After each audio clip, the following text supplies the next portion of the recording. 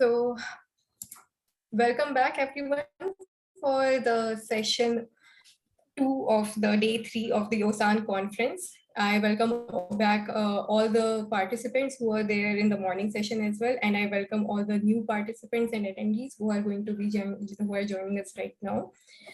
So for today's first panel of the session, right now, we are organizing it in partnership with International Science Council. And the panel is going to be on preprints, pathway to open access. The moderator for the panel is Dr. Janice Govia. She is Consultant Campaign Manager in Future of Scientific Publishing Project at IISc. Without any further ado, Janice, I will quickly hand over. Yeah, thank you. Am I audible? Yes. Okay. Yeah, thanks, Pragya, and hello to all the participants. I'm sure you've had a great learning session in the past days. Just to think about the panel discussion as preprints as a pathway to open access, I was trying to put my thoughts together, and I thought, let me write a little few lines on what I think and what I believe a lot of researchers think today in terms of preprints. And these are the few thoughts that I have at the moment before this panel discussion takes on. Science has grown in leaps and bounds, disruption and emerging technology doing the rounds. With information that needs to be swiftly dissipated, has our publishing model become outdated? On commercial publishers, we have over-reliance.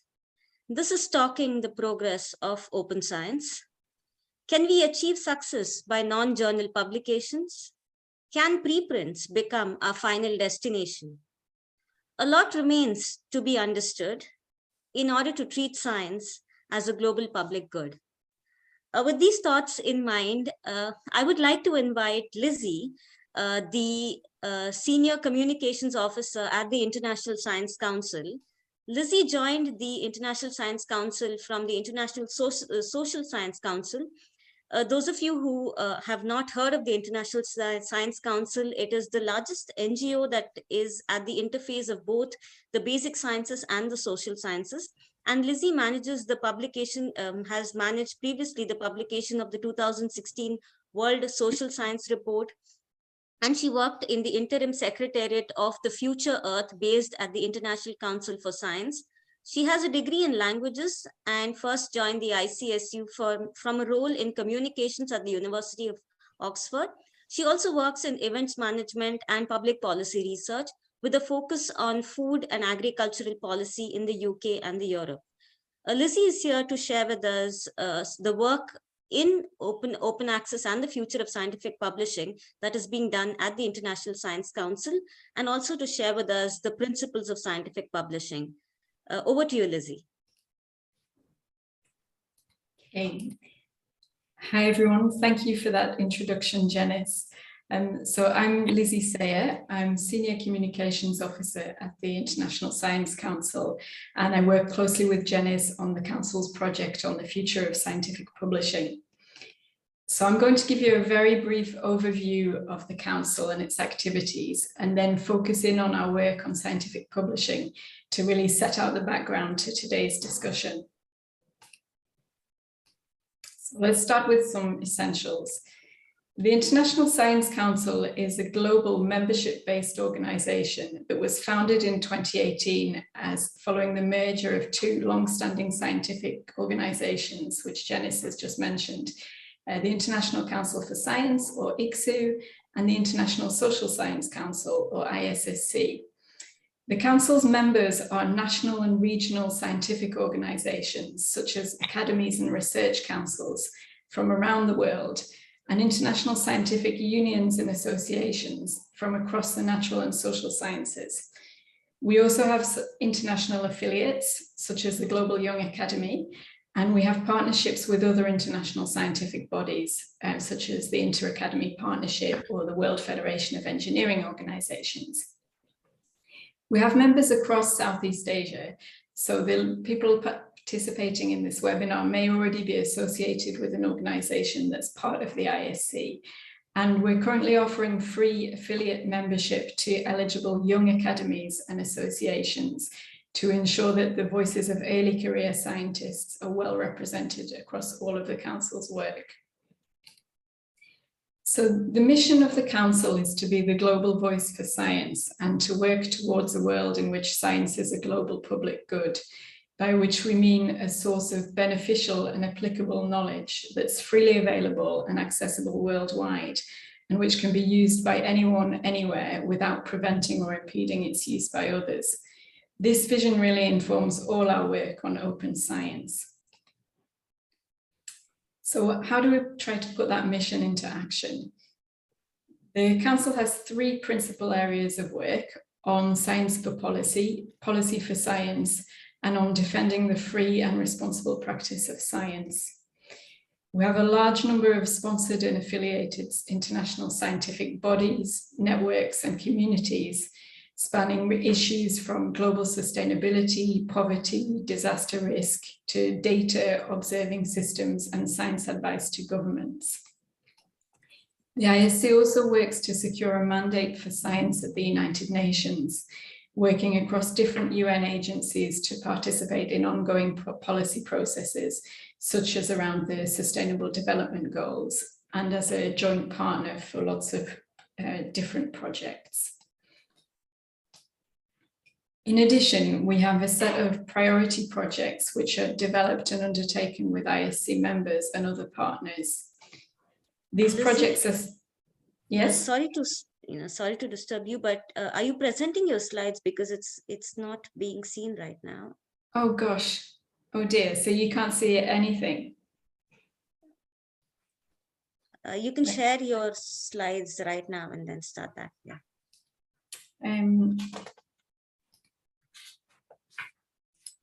Let me try again.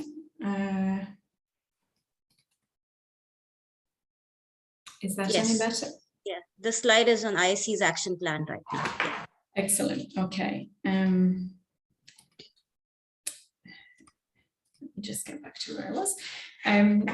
So all our priority projects are set out in the latest action plan, which has open science as one of its major themes.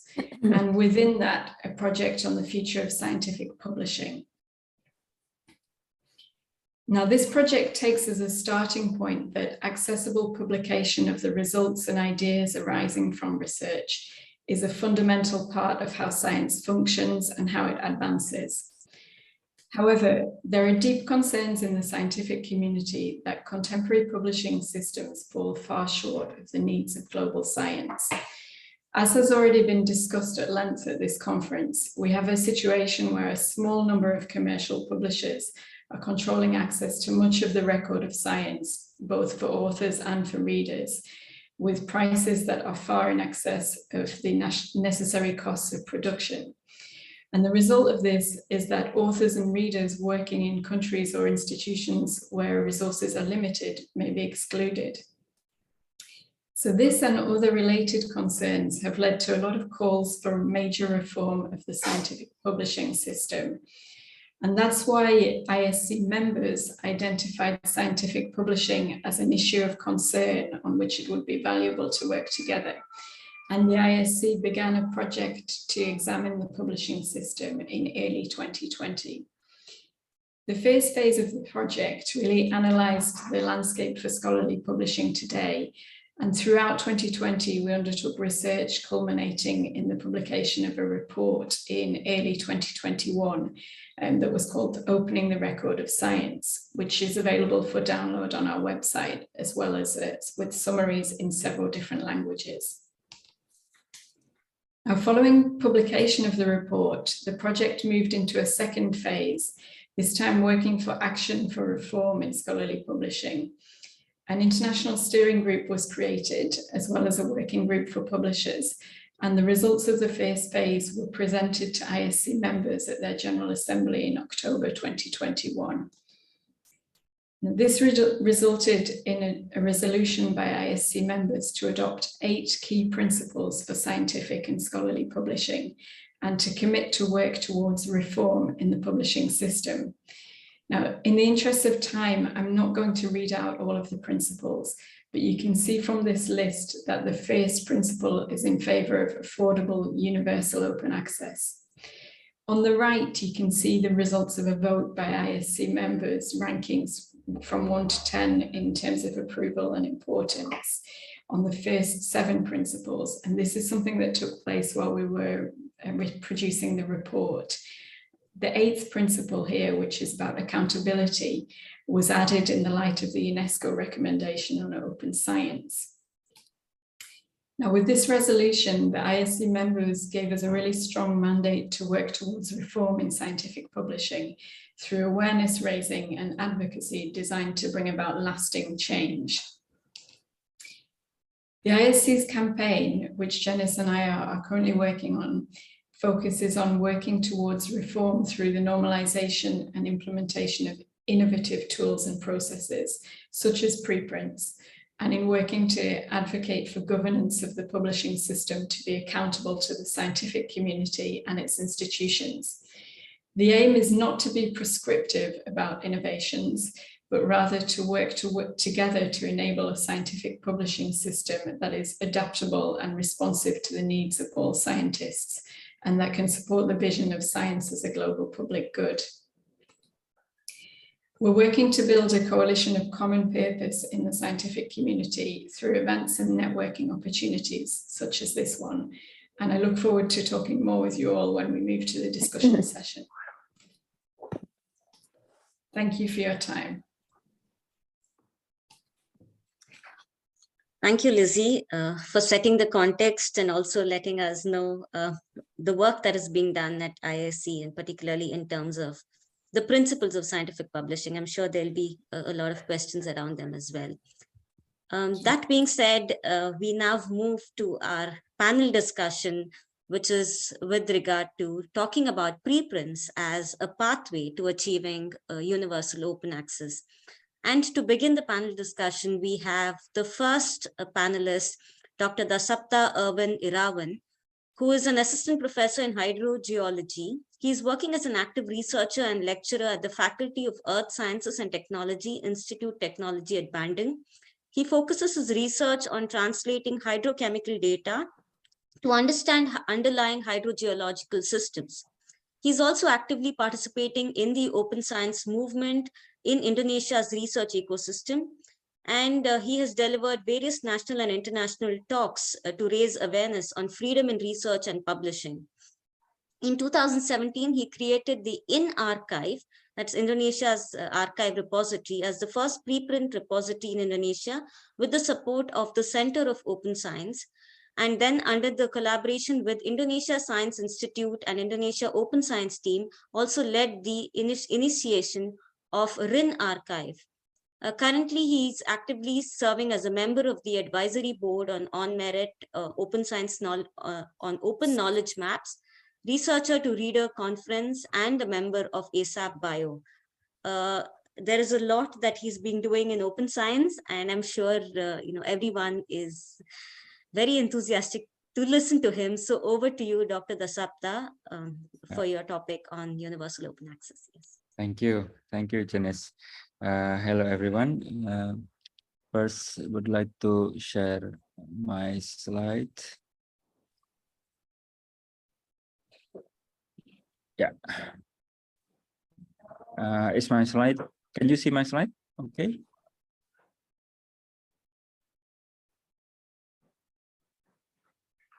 Yeah, I assume everyone can see my slides right now. Hello, my name is Dasapta.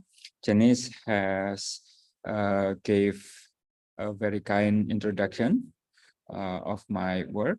So let me just begin. In this occasion, I would like to share my views and also the views of the Indonesian open science teams regarding preprint. So preprint is a way to universal open access. So I also would like to say that in my spare time, in my most time, not only spare time, I draw I doodle. So all of the slides here are based on my drawing. So this is a short story of the RIN archive, the final version of Indonesian preprint server. So Janice has told us that we started the IN archive in 2017. Only 1 year we has marked 1,000 uploads. And then in 2019, the COS hit funding problem. So each preprint initiative were needed to chip in some money to help the COS to fund the project. And then we, of course, we don't have the sum of funding. And then we decide to close our collaboration with COS in terms of the operation of IN archive. And then in 2020, in search for new collaborators, we got responses from Indonesian Science Institute called LIPI. It's institution, it's government, government institution, now changed name to BRIN. And then currently we has reached 70 uploads, but the following week we has added another 25 preprints in our server. So now we have 95 preprints in our server. So we started to get attention from Indonesian research ecosystem, and the RIN archive also has put its name as the major branding for open science movement in Indonesia. So this is our situation. Everyone seems to understand this. So it's very hard for us to keep our head above water, because yeah, this is the things that we do in academia, between grants, publication or various recognitions, also promotion, and then classes and students as well, but not to forget some private matters, social and family life, mortgage, of course, and also loans, including study loans that one may have. So this is our situation. About preprint, the basic value would be the universal value of academic publishing and academic research. We recognize at least three. One is ethics, integrity, and norm. So these three parts, three components play an important role in any of our academic activity, including posting preprints. So Janice and Lizzie have said that we need to set our perspective, our conduct into responsible research. So this is the very basic of values that we have before we posting preprints. And then about the universal open access, we define it into two parts. One is universal open access for authors. So in this case, anyone, researchers, any researchers can upload their work, their documents, and they also can share the link to the repository, and also at the same time, to retain their copyrights, right? Not just very defined copyrights, but also any rights that she or he may have under their because of their work, right? So in our promotion here in Indonesia, we keep saying that no matter which journal you submit your manuscript to, just make sure to self-archive the preprint and or the post-print version to get these rights, right? To upload, to share, and also to retain copyrights. So this is universal open access for readers. We define this into these three components. So universal access to search. So everyone can search documents that they needed into any search engine. And then the third one is open access to read. So any uploads of preprints, we have to omit all of the restriction, just like sign-in restriction and also password restriction. We need to omit that, so readers have universal access to read. And also the last one is the universal open access for readers to reuse the materials, right? So we need to keep in our mind that we post preprint or the final version must be shared under an open license, so everyone else can reuse our materials and then remix and also develop, say, our data, our method, our results to their to their specific objective, just to progress science further and faster. So this is the last part. Based on the benefit of preprint, so we suggest that any preprint servers or preprint service or general repositories managed by the university, managed by government institution, should be kept non-profit or as part of governmental infrastructure. So we need to, I think, keep a distance to commercial publisher, just to make sure that we can keep our rights, right, to publish. And then the last one, at the end, by managing preprint server, actively participating in the open science movement, sending out encouragement and also education for early career researchers. This is our reasons. In the end, how can we create a positive dent in the academic landscape? So thank you very much for your attention. I hope it's not 10 minutes. Oh, no, thank you so much, Dr. Dasapta, for putting those points together and also touching on very pertinent issues of retention of copyrights and the importance of research assessment. I'm sure we'll come back to these issues when we discuss later on with Q&A.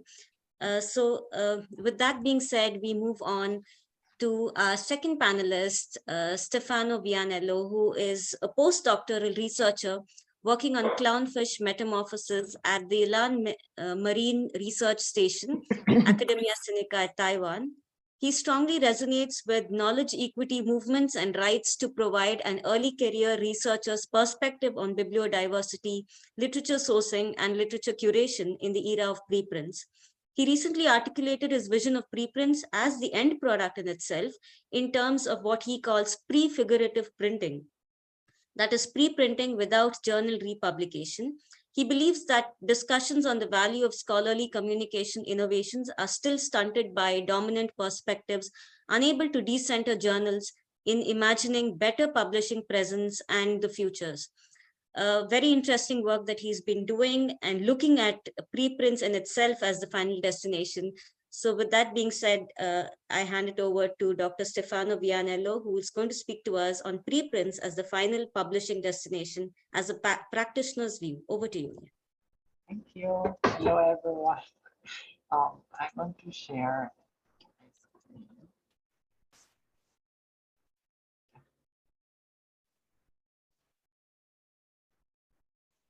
Can you see? Okay. Okay, thank you for inviting me today. As Janice mentioned, I'm going to talk here about my experience. So I just finished my PhD. So publishing my research as a preprint and then publishing as a preprint without uh, plans or intention to then submit it to a journal, and then the kind of reaction and obstacles that we meet, me and my other colleague, that friends that did similar attempts, and whether we need journal at all uh, to publish as we want. So some time ago, as Janice mentioned, I had published, I wrote this kind of essay or blog post that was exactly about this, about me submitting my whole research as a preprint and then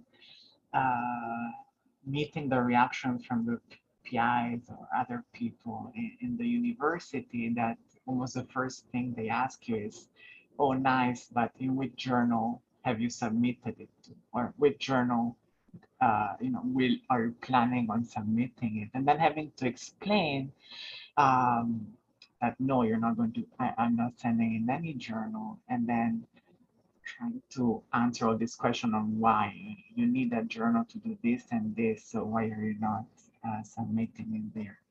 And the title was, the pre of my preprint is for prefigurative. I think there's better people to explain what prefigurative politics is, but I like this kind of, not definition, but quote. It's in practice, it's if we see the future of publishing as being journal-less or being mediated by preprint, then prefigurative a prefigurative approach to reaching that is to actually, in the present, practicing that future that we want. So publishing it now, even though the current system is not prepared for it or the incentives are not supporting it, but doing it, bringing the future in the present, building it now, and through that actually producing that future that is, in my case, journal-less.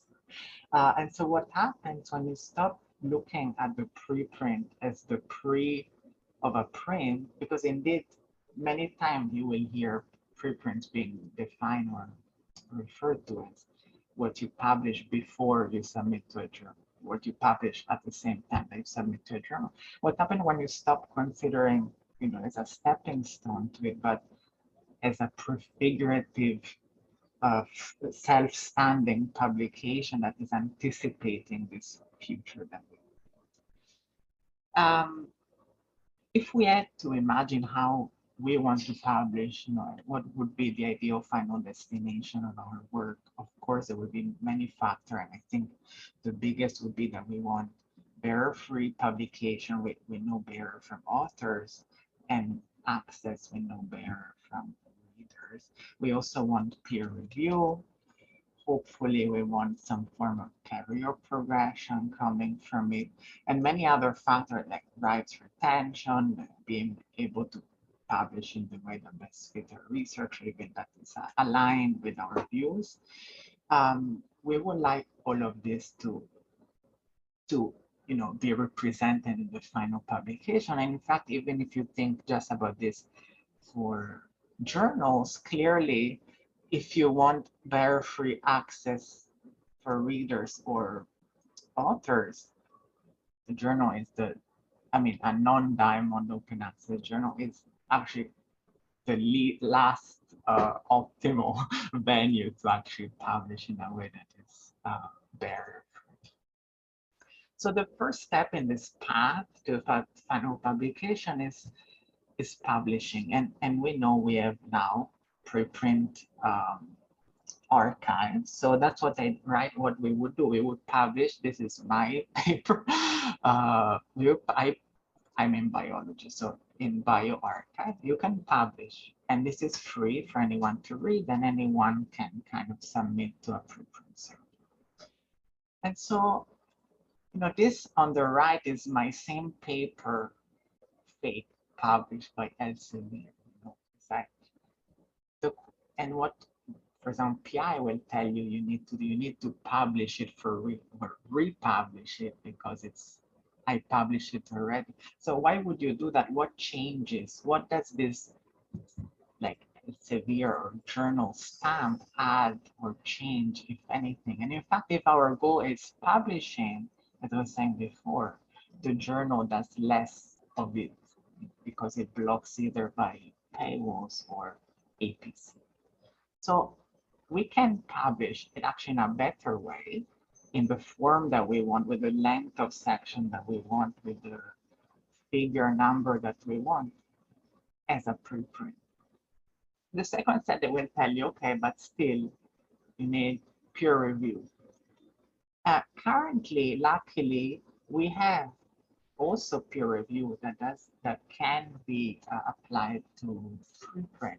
So what I did is I submit, so there's a series of so-called post-publication peer review initiatives that are mostly journal independent, and they will review your preprint for you. And so I use this review comment. And so next to your preprints online, you will have the peer review appearing openly next to it. So again, we can have peer review and actually a better form of peer review that people can read.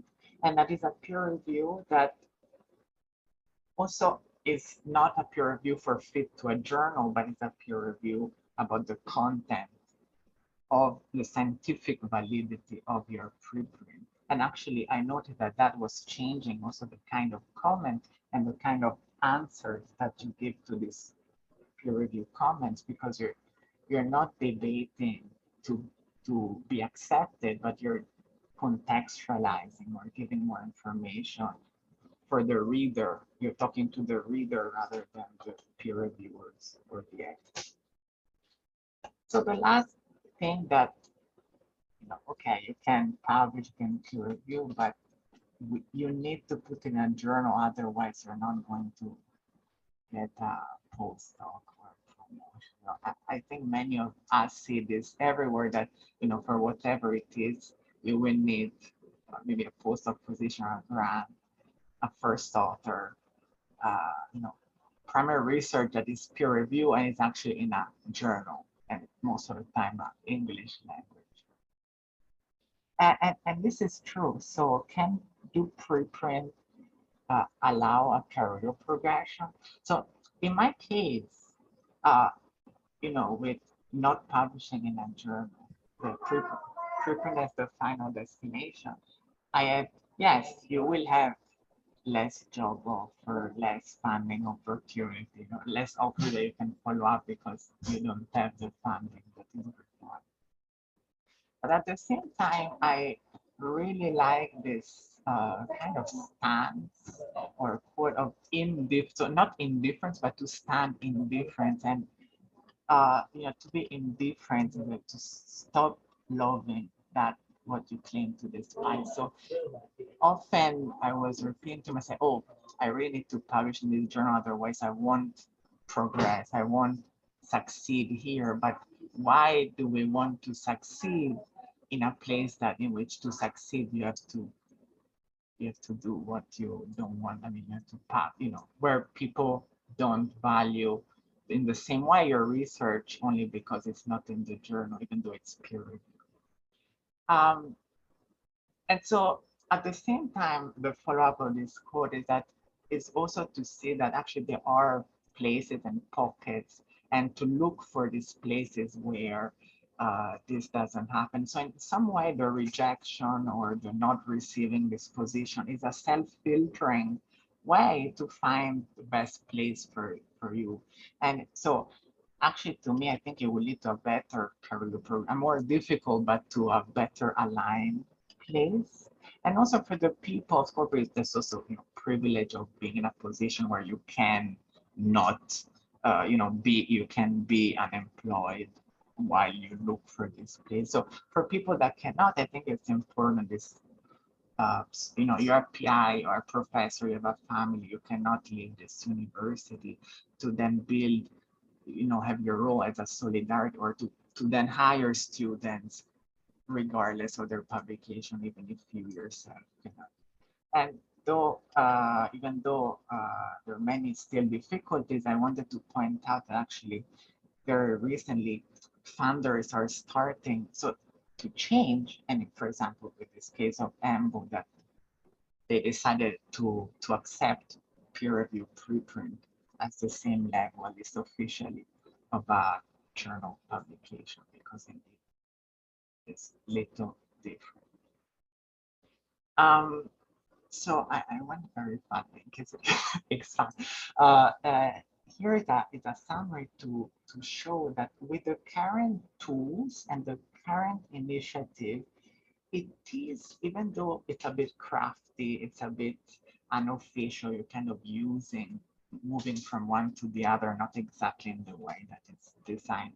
You can do a publication path that is completely journal independent, that doesn't require to participate in traditional, even just to have to pay $3,000 to not pay lawyers, this kind of thing. That involves publication on a preprint server, post-publication peer review that is accessible for everyone, and that actually can lead to career progression, even though it will be maybe a different one, but it could be a better one. And I think the main thing that I notice is in a lot of these initiatives are very focused on redirect or integrating themselves into traditional. You just click this button and you can send it to a journal. But I think there could be so much more potential if all this initiative saw the preprint as the valid object in itself that it is, and so would reframe the value of the preprint as really a standalone compared to a journal, and in a way that maybe provides actually a better publication environment. And I think I will close with this slide because I don't know about the time. Thank you very much. Thank you so much, Dr. Stefano. I think we need to salute you for the effort that you've been putting as a practitioner. I'm sure it would have been a very difficult time to kind of prove that preprint in itself can be the final destination of research output. It's more like, what India went through during the freedom struggle, like a civil disobedience movement. We are now talking about a disobedience movement in the publishing model in itself. But great work, and hats off to you. I'm sure there will be a lot of questions for you too. So thank you so much. That being said, we move on to the third panelist, who is none other than Dr. Gowri Gopalakrishna, an assistant professor at the University of Maastricht. She is by training an epidemiologist and mixed method methodologist with many years of public and private public health and policy experience. Some of her more notable contributions include her role in the control and containment of the SARS outbreak in Singapore in 2003. She has been featured in the Dutch media for her SARS experience and was part of an independent group of multidisciplinary national experts reviewing the Dutch national COVID policy. She also featured in various media on emerging issues around the impact at which research was being done during the pandemic on open science and research quality. In the past 4 years, she has been the lead investigator to the Dutch National Survey on Research Integrity, one of the world's largest and most comprehensive studies on research integrity. She is currently the chair of the Equity Coordination Committee of the International Freedom of Biosafety Associations and the editorial board member of the BMC Medical Research Methodology. She's going to be talking to us on, can preprints become the new normal in scientific publishing? Over to you, Dr. Gowri. Thanks so much, Janice, and also to the organizers for this invitation and also warm introduction. As I mentioned earlier, I will just close off my video to ensure that there are no interruptions in the connection. And you will also, Janice, be organizing sharing my slides. as I understand. So I'll just wait for my slides to come on screen.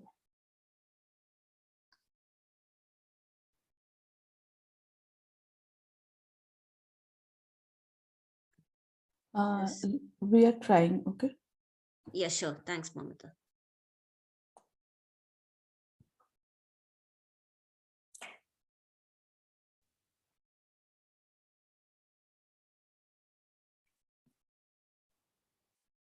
Something seems to be happening now. Great, thank you so much. So Janice, as Janice mentioned, I was asked to speak on if preprints can become the new norm in scientific publishing. What I would like to do in the next 10 minutes or so is to share some more personal reflections as an epidemiologist that has been involved in two coronavirus pandemics, but also as a meta researcher on research integrity, which has been my topic of interest the last 4 years. So what I would like to do, if you could go to the next slide, please. I would like to touch on 3 main themes, and at the end of that, bring that together to answer the question of whether preprints can really be a way forward in scientific publishing. So I'd like to start off by sharing some reflections on pandemic science, or what I have been referring to as speed science, how that has been playing forward in using the COVID-19 pandemic as an example. So how preprints have been used in the COVID-19 pandemic. And then to bring that together and look at some reflections on the way forward, looking at COVID-19 and preprint use during this pandemic, and to analyze whether there are lessons for us to learn in the use of preprints as a way of sharing research findings and influencing policy. So on to the next slide. Thank you. So what was striking to me as an epidemiologist that has been involved in both the SARS epidemic and later on in the coronavirus pandemic is essentially the SARS epidemic happening about 17 years ago was a world before open science and preprints, and also a world before social media became a dominant form of sharing research findings.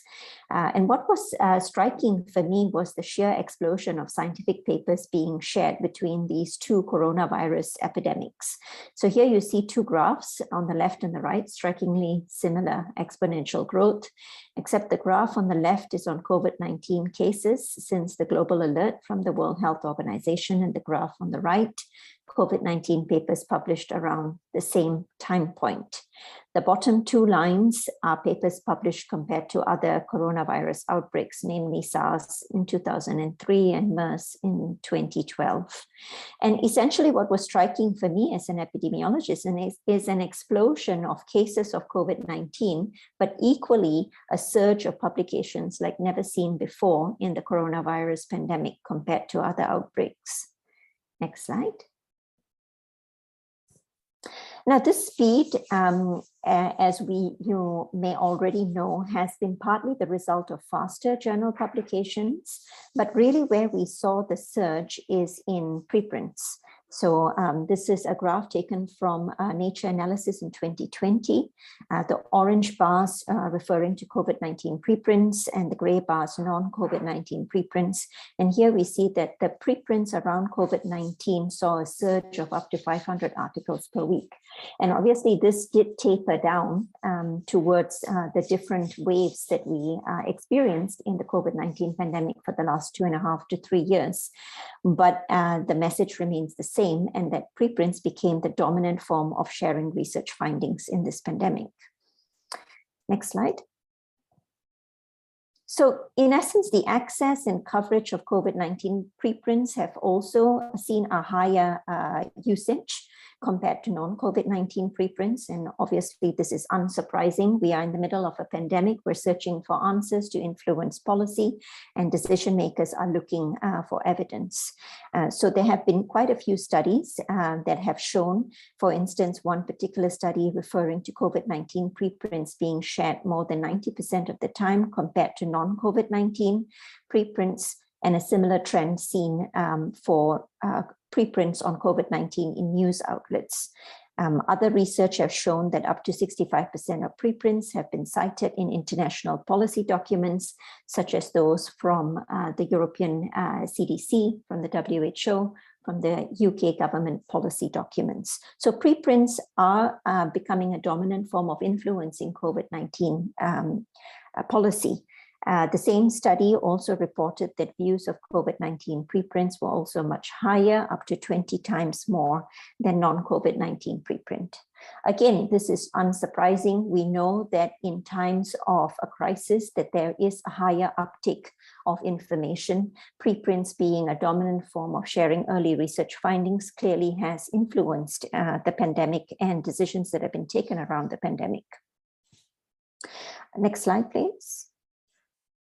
So what we have essentially seen here, what I have observed as an epidemiologist and as a research integrity researcher, is that research being conducted at unprecedented speed, and namely open science, particularly preprints, has led to a surge. And that brings the question of, does that put science being done in a crisis, causing science to be in a crisis? And really what we're seeing is, with the advent of open science, namely preprints, which is the focus of my talk today, the speed at which research is being done in a crisis, in this case, the example being COVID-19, and the interplay of social media being an increasingly dominant form of sharing early research findings, we are seeing an interplay of different factors, which I think we need to consider as a whole if we are looking at the question of, can preprints become the dominant form of sharing scientific research?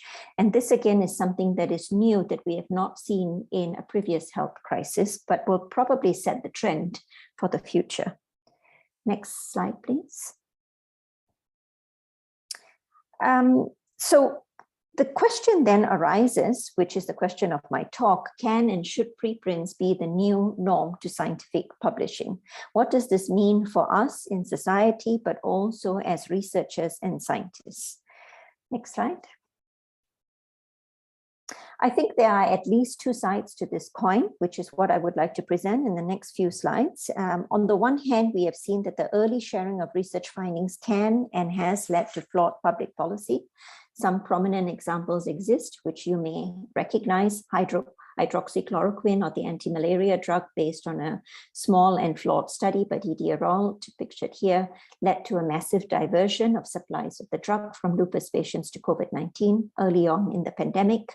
It also influenced COVID-19 politicians in the US in making decisions around the use of the drug for the treatment of COVID-19.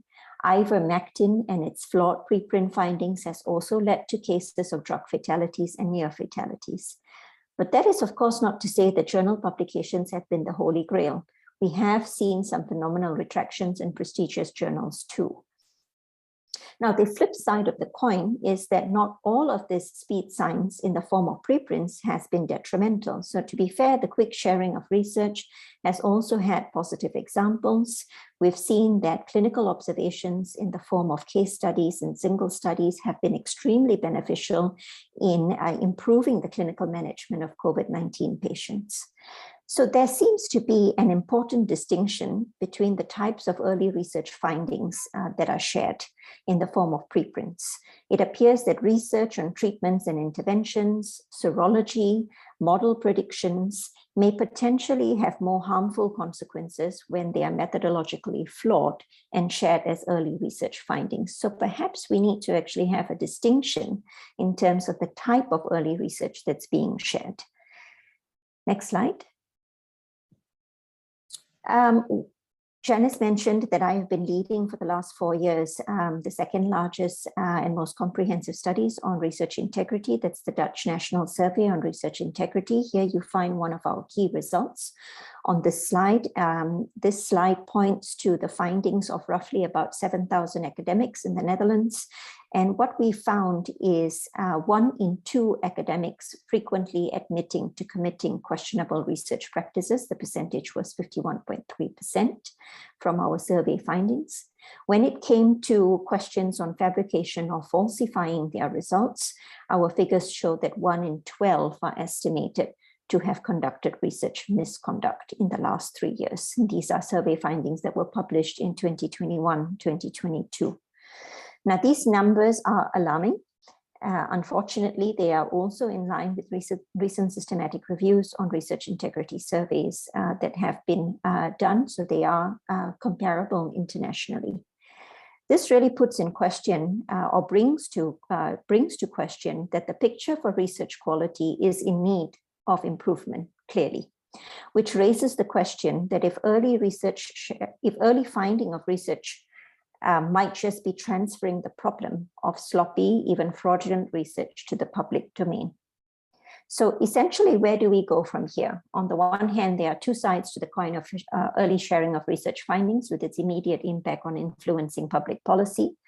At the same time, we see that the extent to which questionable research practices are happening, at least from this finding and also from other surveys, show that there is clearly a need to improve the quality of our research. So what do we do then with sharing early research findings? How does that impact then preprints as a way of moving forward in scientific publishing? So I'd like to round off by sharing a few reflections on this. If we are to indeed go forward with the use of preprints as a prominent way of sharing early research findings, which I am a proponent of, I think that we need to take into account a broader view of where we need to go in academia, but also in scientific publishing. So what I'd like to do is share with you a few reflections on my next slide, which I shared in a recent Nature Worldview piece last year. If you could go to the next slide, please. Please, can you move to the next? Thank you. So some of the reflections I shared in this Nature piece were, firstly, if we are to consider preprints as a dominant way of sharing early research findings, I think we need to take a couple of steps back. The first one I would suggest is to promote scholarly critique of preprints, to recognize and reward all forms of peer review, including post-publication peer review, not just in the traditional journal sense, but also in terms of Twitter, blog posts, which have become a dominant form of post-publication review of preprints, but also of journal manuscripts. We need to start to embrace open science and promote and encourage the critique of scholarly sharing and criticism of preprints and journal manuscripts as a responsible research practice. Along with that, we also need responsible science communication. And here the question arises in terms of how do we as researchers now start to interact with different types of stakeholders more directly. This is what we have seen with the COVID-19 pandemic, policymakers, the public, and the journalists. It also means that scholarly critique is happening more and more in the open and on social media as we go forward with the use of preprints as the dominant form of sharing early research findings. It refers to the need for protection against harassment and bullying, which we have seen happening in COVID-19. Respectful dialogue and respectful communication is key and important. And these are skills that scientists need to be trained in. Institutions, research institutions, namely, must also address this through their policies. Next slide. When we talk about science education, increasingly, as we go into the world of open science, open sharing of research data, and also early sharing of research findings in the form of preprints, it's becoming increasingly important that skills in critical evaluation and knowledge of the scientific process are important ways to educate non-scientists, so that as we open up research early on into the phase of sharing research findings, that non-scientists in the general public are also equipped with some basic skills of how do they assess this new early research finding that's being shared with them. Then I'd like to share a few thoughts on preprint servers. What is their responsibility towards research integrity, towards protecting research quality? There are several preprint servers, namely the larger preprint servers, bioRxiv and medRxiv, which introduced early on in the COVID-19 pandemic a two-tiered vetting process. However, this was mostly on a superficial basis. So they were vetting for outrageous claims or conspiracy theories. I think what we really need is to start looking at, do we need to go beyond that? Do we need to, for instance, have reporting standards that authors must adhere to? Similar to journals, what are retraction policies for sloppy or fraudulent preprints? Who else should be responsible for research quality of preprints? I think these are important questions that we need to discuss. Finally, the last point is on critiquing science throughout the research lifecycle. And here I'd like to emphasize that we need a culture change. And I think some of my earlier speakers have touched on different ways in which this is already happening. For example, Stefano mentioned review commons. This was launched fairly recently in December 2019, where a researcher can make a request for work to be reviewed before being posted as a preprint. So this is a great initiative. And I think that we need to increasingly start seeing initiatives like this if we are to go down the route of using preprints as a potential dominant way of sharing scientific findings. When it comes to a culture change, I'm also referring to a culture change in terms of adopting a red team approach. And there's a very nice Nature View written by a colleague of mine, Daniel Larkins, which makes a call to researchers to adopt their best critiques at every stage of the life cycle of the production process of a scientific paper. So not just waiting until the end when your results have been written up, but really start to critique and open up your research at the start of its production cycle. Next slide. So to round off, what I'd really like to say is that as we move towards preprints and as research becomes more accessible to the public, I do believe that safeguarding research quality should be a collective responsibility of all stakeholders of research. And we can address this in a number of different ways, as I've pointed out in my earlier slides. Thank you. Thank you so much, Gowri, for those enlightening thoughts. Particularly, I like the concept of opening up research at every stage of research and being open to criticism right from the start of research. That's a very important point. I think when we talk about open science, not just being open at the publishing stage, but right from the start. And of course, talking about responsible research practice and responsible science communication going forward, I believe these are very important issues that we need to address as people who are pushing for open science and open access in itself. With that, we move on to a very important person for us in the International Science Council's Future of Scientific Publishing project, Luke Dury, who is a steering group member and advises us on our project. He has written a very interesting piece, which is a blog on the International Science Council page, which is the normalization of preprints. And he's he is an emeritus professor of astrophysics in the Dublin Institute of Advanced Studies and a vice president of ALLEA, the Federation of European Academies of Sciences and Humanities, where he chairs the Open Science Task Force. He's also a member of the steering group of the International Project on Scientific Publishing, like I mentioned. And Luke is today going to talk to us on preprints as the disruptive model of scientific publishing. He has a lot to say, I'm sure. Over to you, Luke.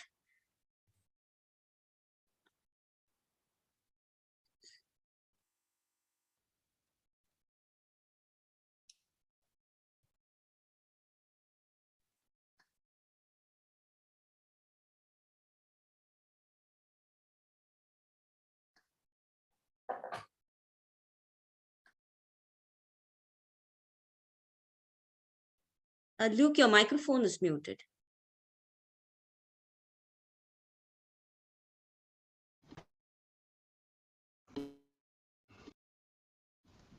Apologies for that. No matter how many times you do Zoom talks, you keep forgetting to unmute. I was just saying that much of what I want to say has been said already. And also I seem to have gone... Yeah. So much of what I wanted to say has been said already, and I was very taken by some of the comments made earlier. In particular, I think Gowri made a very valid and important point. The more open we make science, then the greater the onus is on all of us to behave with integrity and respect for truth. So a value-based reform of publishing is what we should be talking about. These slides are freely available under CC BY 4.0. This is an open science talk, so there we are. I think it's useful to distinguish three big components to scientific or scholarly communication. And if you think about it, there are really three things we're trying to do.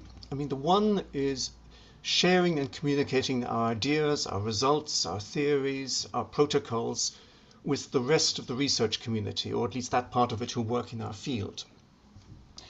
The second and very important part is that these have to be available for evaluation by our peers. We have to be critiqued. They need to be checked for accuracy, for relevance, for conformity to proper values, in some cases for ethical values. Finally, these results, these research outputs, need to be curated for the long term, and they need to be available for easy access and finding.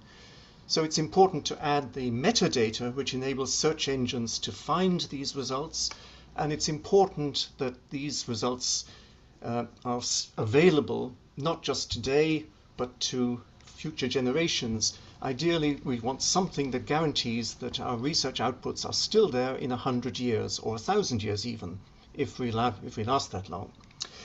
And I think you can make a very good argument that all three of these functions of scholarly communications are actually done rather badly at the moment by the traditional scientific journal, which basically evolved in response to the constraints of old-fashioned printing on paper with movable type, which was an expensive and time-consuming and difficult process. Nowadays, everything is done online, and one has to think, why are we still using ideas and norms which were appropriate to a technology which vanished really over a century ago almost? So, oops.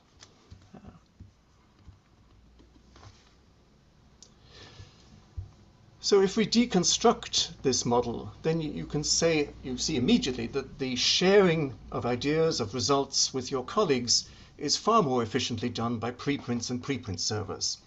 I think Stefano made that point very well, and of course we've seen it also with the speed science in COVID. If you want to share quickly and rapidly, then preprints are the way to go. This is what they were invented for even before the internet. I'm old enough to remember paper preprints arriving in the post. Secondly, of course, you do need to have peer review. But I think you can make a very strong argument that novel forms of open peer review using online platforms are certainly possible. We've seen several examples mentioned earlier. And these are clearly better than journal-based peer review, which really it clearly isn't working. Far too many incorrect, bad papers get through peer review in the journals. Probably the most famous or infamous example is Andrew Wakefield's notorious paper blaming MMR vaccine for autism, which got into the Lancet before finally being retracted. The journals are notoriously slow to retract, and they also tend to select for novelty and impact rather than quality. The final point, of course, is that we don't actually, I don't think anyone anymore goes to the library and reads the table of contents of the latest issue of a journal to find relevant work. If you're doing a literature search, you all use various online search engines or recommendation engines which are based on text and data mining in the articles themselves. So in many ways the journals are completely antiquated, and I would agree with Stefano that we don't actually need journals anymore. We could do a better job without them. And therefore preprints may be the step towards this reformation of scientific publishing. So I would argue that we should use preprints as the first step in making research outputs public and openly available. This is part of a broader open science philosophy where you say we should move sharing upstream in the research process. with online methods, we can share more, we can share earlier in the research process. Of course, that does mean we have to have more understanding of the possible impacts of our work, and we have to observe principles of research integrity in doing that. And in fact, it's interesting that in my field, in astrophysics, also in theoretical physics, in mathematics, nobody really, if they want to find the latest work, goes to the journals. You get your information from the preprint servers, in my case, the archive. So there are many advantages to preprints, some of which have been pointed out already. They enable very rapid communication. That's why they were invented. That's why they're important when you're dealing with a crisis such as the COVID epidemic. A point that possibly hasn't been sufficiently emphasized is that they support the idea of a dynamic record of versions and not just one static, immutable version of record. And this, I think, is a more valid way of recording science. They're a cost-effective route to green open access in community-supported repositories. I absolutely agree. It's very important that the repositories are publicly owned and funded and run by the community. We mustn't let them be captured by commercial interests. It has an implication for research assessment as for DORA principles, because the focus becomes more on the article and not the platform. And if you still want to have some sort of transitional method of having something that looks like an old-fashioned journal, it's quite easy to have overlay journals on top of preprint servers, and there are other forms of refereed preprints, which are beginning to gain acceptance as valid outputs. The disadvantages are, of course, that at the moment, in many areas, preprints are not formally recognized. The insistence in many research assessments is that only peer-reviewed journal publications will be considered. I think, however, one has to say this is changing. It is possible to have peer review of preprints, and the preprint servers do operate some level of vetting. They have to, because otherwise they would be swamped by cranks and people just posting nonsense. And of course, we have to recognize that journal peer review does not do the quality. It simply isn't doing the sort of quality checking it's supposed to do. There's far too many papers have got through peer review which are incorrect in journals. And I think it's very dangerous, actually, that many science journalists take the attitude that something that's being peer reviewed is universally accepted as valid science by the entire scientific community. This is simply not the case. In many ways, the idea that a preprint is an unproven, possibly a bit speculative idea, is a more accurate reflection of how science advances. There is a real problem, of course, for research assessment.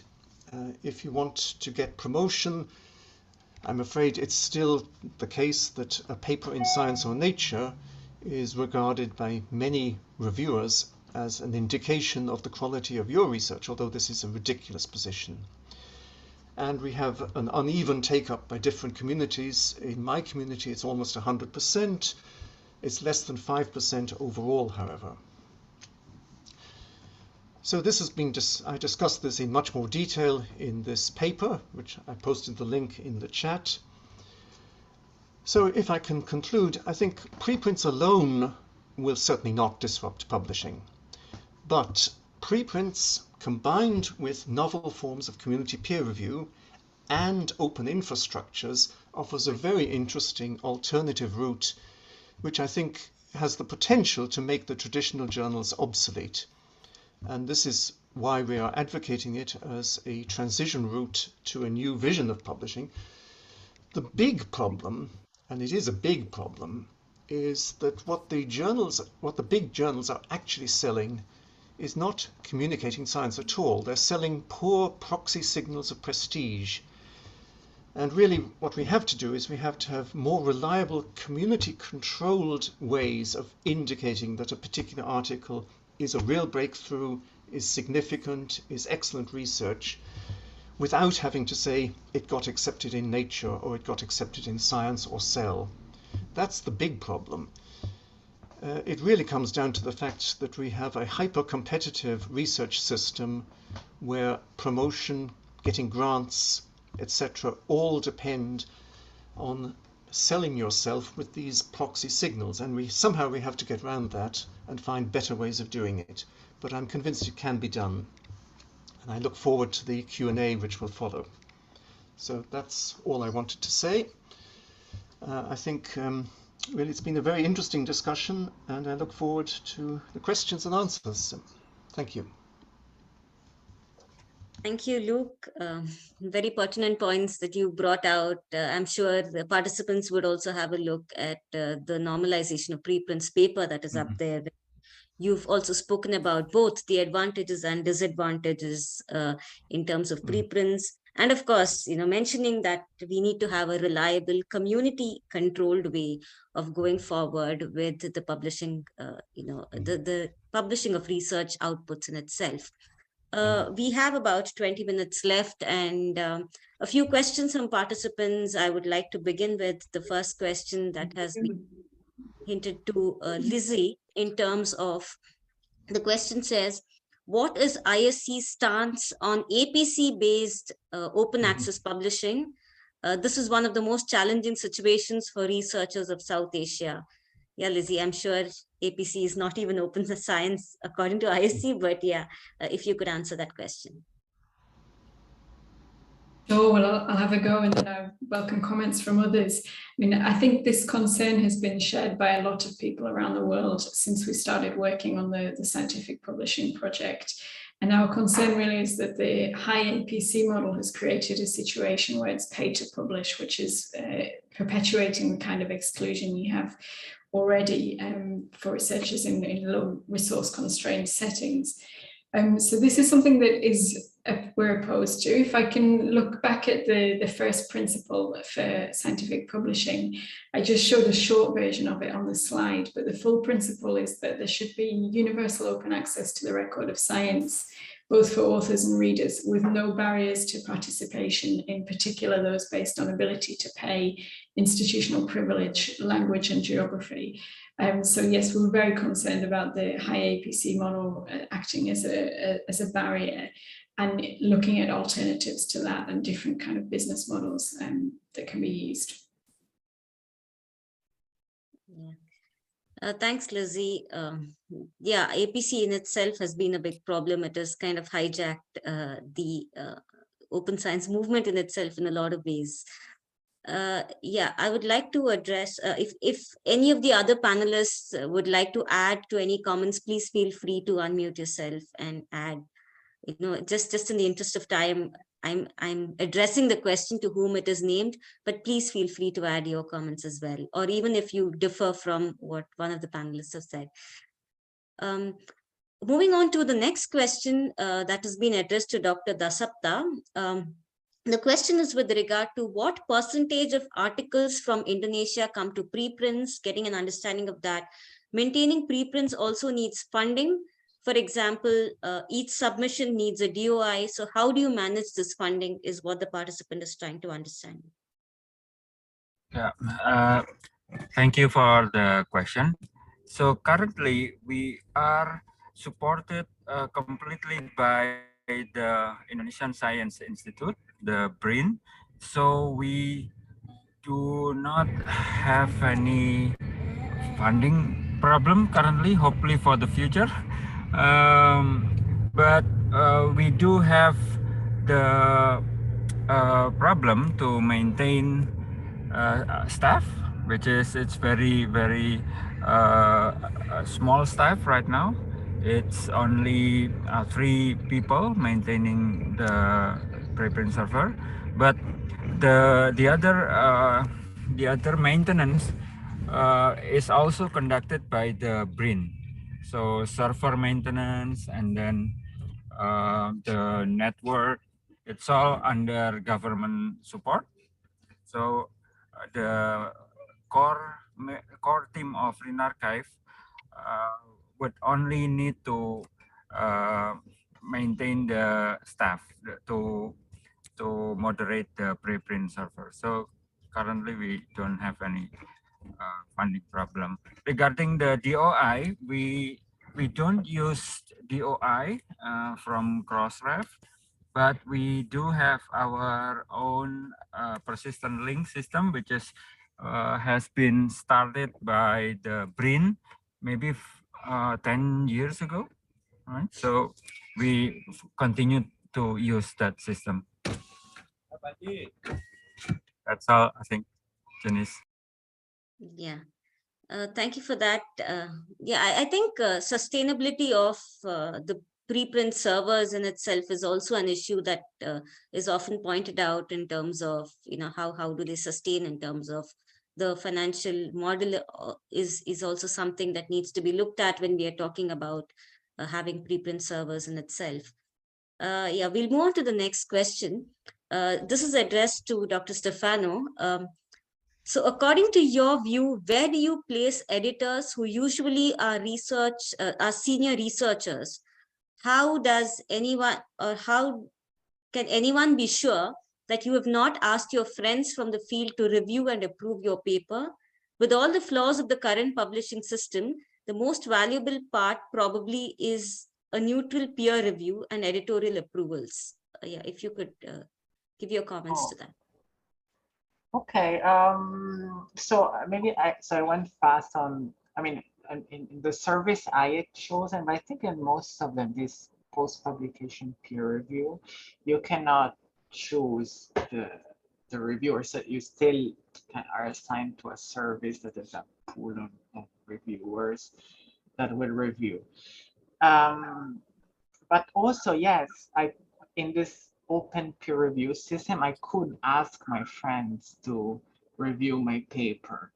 So I think I think the problem is having friends that would cheat the review that they give you. But even if I had this kind of friends that put fake, let's say, manipulated review, right? At least you would see them, because then they're public, and maybe you cannot see who is the reviewer, but the thing with this open peer review is that you see this, and then a fourth person will notice, oh, this reviewer, extremely positive, or another expert can join in and say, okay, this reviewer seem to be biased, what's going on, let's investigate. Because in fact, the same thing actually happens in journals, just you cannot see it. I mean, when people discover it's a big scandal, but you cannot see, so you just see the result. And just quickly, I don't think the most valuable part of the journal is this neutral peer review, because it's not neutral. I mean, the journal is so unneutral in their review. I mean, in what they consider valuable, what they consider not valuable, and so many factors that are not really objective. And the only way to see it if they're public. So I think, it's even more value to expose whatever these dynamics are with the open peer review system. Yeah, there's also a continuation to the question, and I would like any other panelists as well, if they would like to put, the comments on this, is the question is regarding that the risks of low quality research receiving unwarranted attention, especially by non-experts, is very high in preprints. How do you propose to tackle this issue? I believe this is an issue that is constantly being pulled out when it comes to preprints. If anybody would like to talk about this as well. Can I start? Sure. I mean, it's not an issue really in astrophysics, I'm happy to say, because nobody really cares too much. It is a real issue, obviously, with the life sciences and biomedical research, and that's where this issue is really acute. And Gowri, I think, addressed it rather well. So I think part of it is, I think we need to convey to the public that science isn't an absolute set of truths. It's a set of ideas, hypotheses, it's evolving and contingent. And in that sense, I think preprints actually convey a better impression of what science is than this idea that it's established truth that has been peer-reviewed and is accepted universally.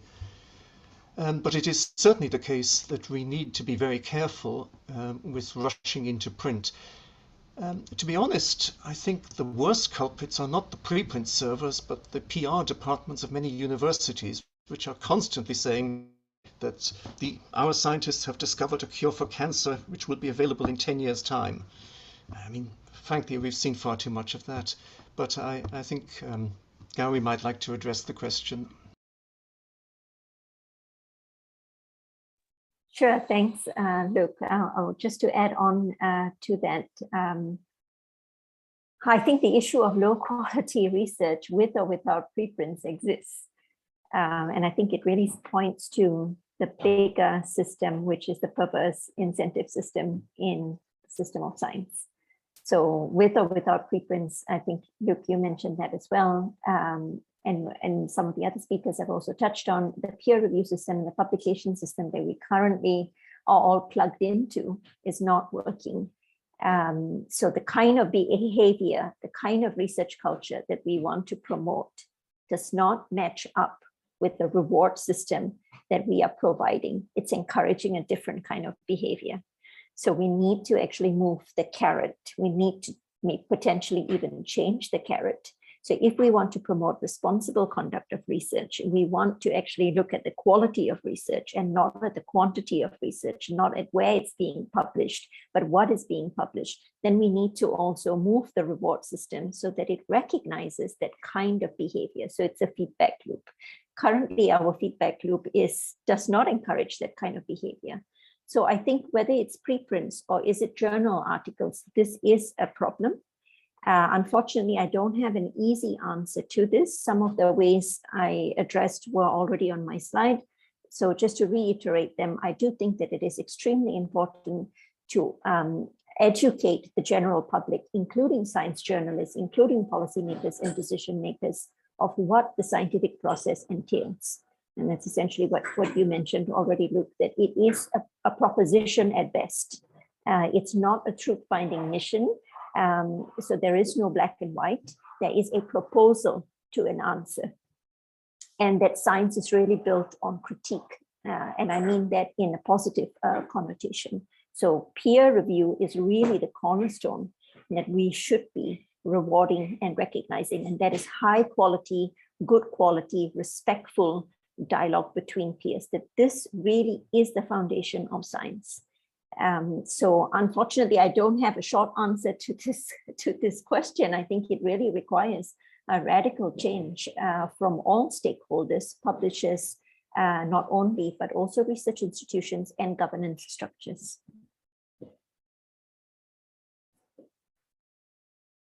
Yeah, thank you for those comments, Luke and Gowri. I think these points largely again come back to what Dora is today talking about in terms of pushing for research assessment, in terms of changing what the yardstick is for understanding what quality really means to us.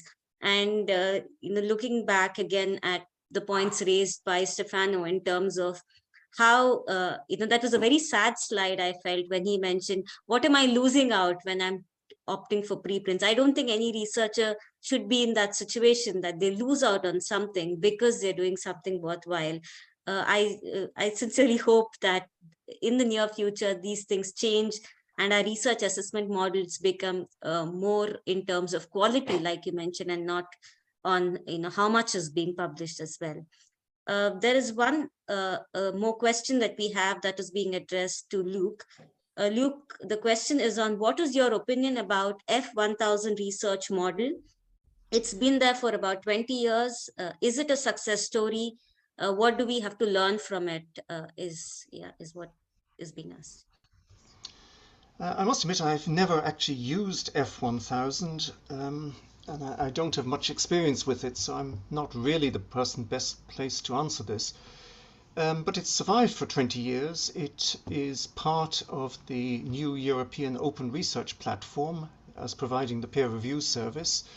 And it's an interesting sort of half commercial, half community model. Personally, I would prefer to see a purely open, community-owned, non-commercial service. but that's my personal preference. Does anyone have practical experience of F1000 who'd like to comment? I have published in F1000 very recently, so maybe I can speak from. Sorry, Gowri, we just couldn't hear it for a few seconds. I was just about to jump in and accept the invitation of Luke. Has anyone published in F1000? I have recently published in F1000, and I have to say that I did quite enjoy, I think would probably be the right word, of the transparent peer review. Not only was it transparent, I also found that the review process was very expeditious. So there was a very quick turnaround process. You get to first publish your article as a preprint, so that is immediately made openly available during the peer review process. So your preprint is made openly available, and the entire process of what has happened to your preprint to a journal publication is made transparent. So your journal reviewers are made transparent. It's also transparent in terms of the comments. And so as a author, my comments are also made transparent. So it does make the process a bit more tedious if you're a reader. You've got a lot of things to follow and to thread through to see the end result. But I really think that that is actually where we're going. Whether we talk about preprints or journal publications, it's the peer review process and what is being said that needs to be shared openly, and how that counter argument or dialogue takes place and revisions that may follow. So I've had a very positive experience of F1000. Yeah, thank you for those comments. We have just about 2 minutes left, and going to the last part of this panel discussion, I would like to ask, any of the panelists, when you all mentioned, I think all of us are looking largely at a change in culture, and this is something that was indicated in different forms from all our panelists. My question to you all is, how do you see this culture change happening? Since most of the participants here in this conference are early career researchers, where do you see this culture change happening? How could we bring about this culture change, starting from researchers themselves and of course in policies as well? If you could throw some light on it, as part of closing comments, I would like to hear from each one of you.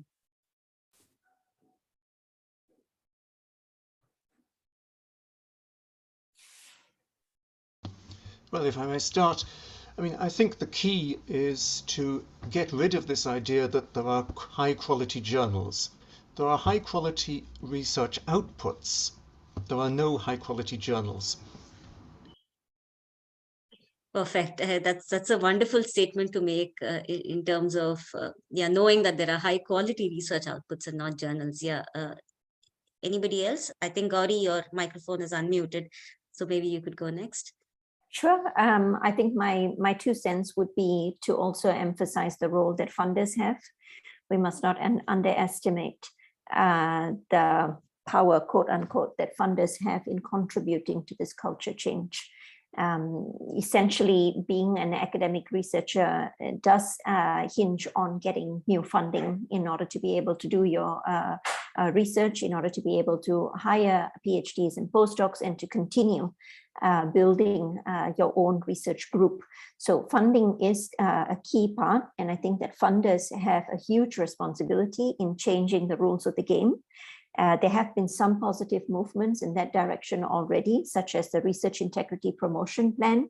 This is something that has come out of a recent Horizon EU project and has been adopted by some funders. And this Research Integrity Promotion Plan is basically outlining a number of different principles that are already covered, for example, in DORA. But basically what it does is that it makes every research grant a requirement to clearly state a Research Integrity Promotion Plan and follow that through as part of your grant application process. And that can be something as simple as ensuring that PhDs that are hired have a proper mentor and supervising plan. Because I think that so far the discussion has focused largely on researchers and research institutions, and that is correct to a certain degree, but I also think that the onus and responsibility needs to also be placed on other stakeholders, such as funders. Yeah, thank you so much. And some quick comments from Lizzie. Thanks for that. Just to agree with what Gowri just said, and that the IISc project is very much looking at what we can do to advocate for change with research funders. I'm also keen to say I was very inspired by Stefano's slide about indifference. I think that's a brave stance. It's very courageous to kind of go against the grain like that. And I think I'm interested to know how the International Science Council, as an international convening body for scientists, can support these sort of disruptive approaches and support the change to a sort of value-based scientific publishing system that we've talked about a few times today. So I hope we can continue this discussion afterwards. Thanks, Lizzie. Stefano, your comments? I was actually about similar to, to emphasize what Lizzie said, but I just want to say that what I personally found is that although there was a lot of, this vulnerability of doing this risk, and actually you can use it as a strength to push even more institution or other entities toward change. But also, yeah, it would be good if like people that can take this risk more easily do it on behalf or in organization with those that cannot. And it doesn't mean that everyone has to sacrifice everything just for the change of this. Yeah, thank you. And yeah, finally from Dr. Dasapta. Thank you. My message would be, whatever you do in your academic life, just make sure you self-archive, right? Anywhere you can choose the place, but make sure you self-archive, because that's the only way you can have your freedom, right? So yeah, that's all. Just self-archive. Yeah. Thank you so much. And yeah, we are running short of time. I would my sincere thanks to all 4 panelists and to Lizzie for that amazing insights that you've brought in, and the diversity that you brought into this panel and making it such an insightful one. Thank you so much once again. And with that, I hand it over to Pragya. Thank you so much, Janice, and thank you to International Science Council for partnering with us on this session and bringing this very pertinent discussion to our conference. And thank you to all the panelists. We seriously loved the entire session. In the interest of time, I'll quickly move on to the next item in the agenda. So the next 2 sessions would be in partnership with IDRC and CLACSO. And the next item is a panel discussion on research assessment practices in South Asia. It will be moderated by Dr. Gautam Sharma, who is also the co-organizer of this conference and STI Policy Fellow at DST-CPR. Over to you, Gautam. Thank you, Pragya, and welcome everyone to another panel discussion. This time we move from preprint to another dimension on having implications on open science, which is research assessment. So we'll be having a panel discussion which is organized in partnership with IDRC and CLACSO. It will have a brief discussion on research assessment practices in South Asia. Just to give a brief introduction on what research assessment means. So research assessment is one of the main activities of all the research funding councils and organizations. So research assessment is used to select research projects and the researchers for funding, determining the career progression and evaluation of institutes, colleges, and universities. So it forms the basis of recognition, rewards, and incentive systems in the academic community. The research assessment practices, as also discussed in the previous panel discussion, have recently received a lot of criticism for relying too much on metrics such as journal impact factor, citations, number of research papers. So such forms of assessments have quantitative forms of assessment have favored some scientists and some institutes more than the others.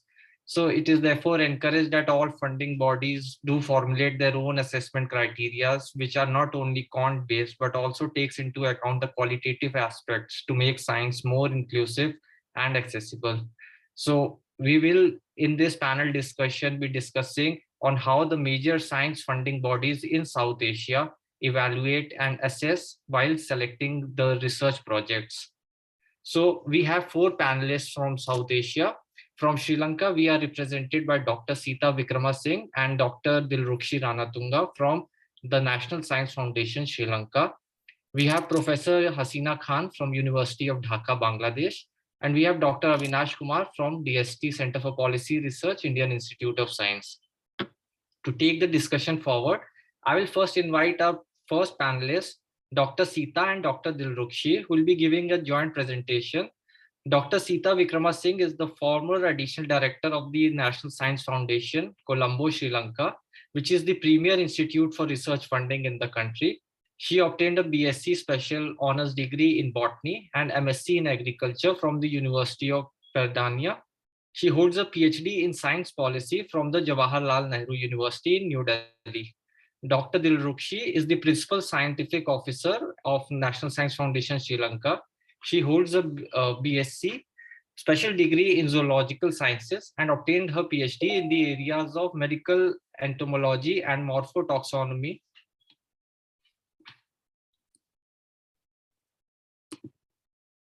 From the University of Perdania. She joined the National Science Foundation, Sri Lanka in 2002 as Scientific Officer. Our panelists from Sri Lanka are present here today, but however, we'll be playing an online video presentation given by them due to connectivity issues. I request my colleague Janab to please play the presentation.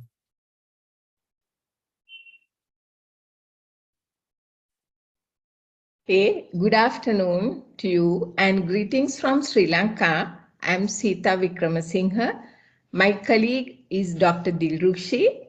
Together, we would like to discuss the research and development scenario in Sri Lanka with special reference to the research grant schemes of the National Science Foundation and their assessment practices. Our presentation flow will be the first. I will discuss the science overview of the national research system and the role of the National Science Foundation. Dr. Dilrukshi will continue on the research grant schemes of the NSF and assessment methodologies. Just to give the country profile in brief, you know, as you can see in this picture, Sri Lanka is a small island situated in the Indian Ocean. We have a total land area of 65,610 square kilometers. Our population was 22.2 million in 2021. And we have a higher literacy rate for both male and female. It's over 90%. The GDP was USD billion, 84.5 in, it should be 2001. Contribution to GDP were from agriculture, industry, and services. As you can see, services sector contributes the highest amount for the GDP, followed by the industry sector, 27%, and the agriculture contributes less than 20%. But in the past or in history, agriculture sector was the one that contributed nearly 65 to 70% of GDP in the country.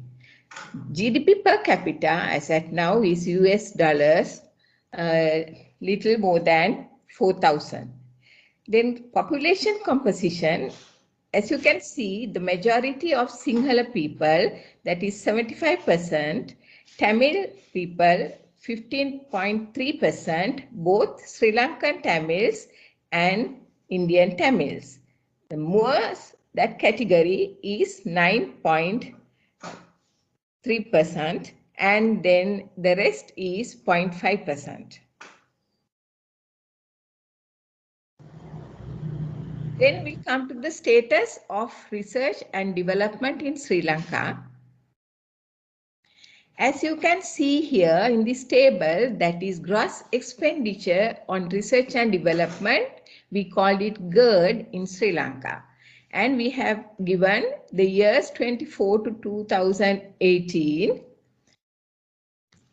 And the second column gives the GERD in Sri Lankan rupees million, and within brackets the US dollars million. The important one is the third column, GERD as a percentage of GDP. As you can see, it has not been improved over 15 years. That's a very sad situation. It's just around 0.1%. GDP per million population in 2018, it's 847. Then we'll come to the national gross research expenditure by nature of research. There are three types of research: basic research, applied research, and experimental development research. As you can see, in 2014 and even before that, we have been the country has been spending more on experimental development and applied research.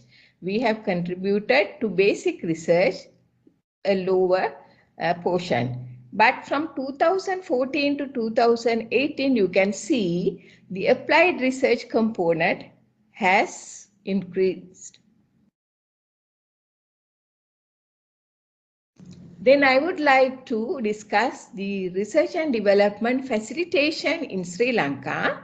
We have three main organizations for R&D funding: National Science Foundation, that funds multidisciplinary research in basic, applied, and experimental development, including social sciences.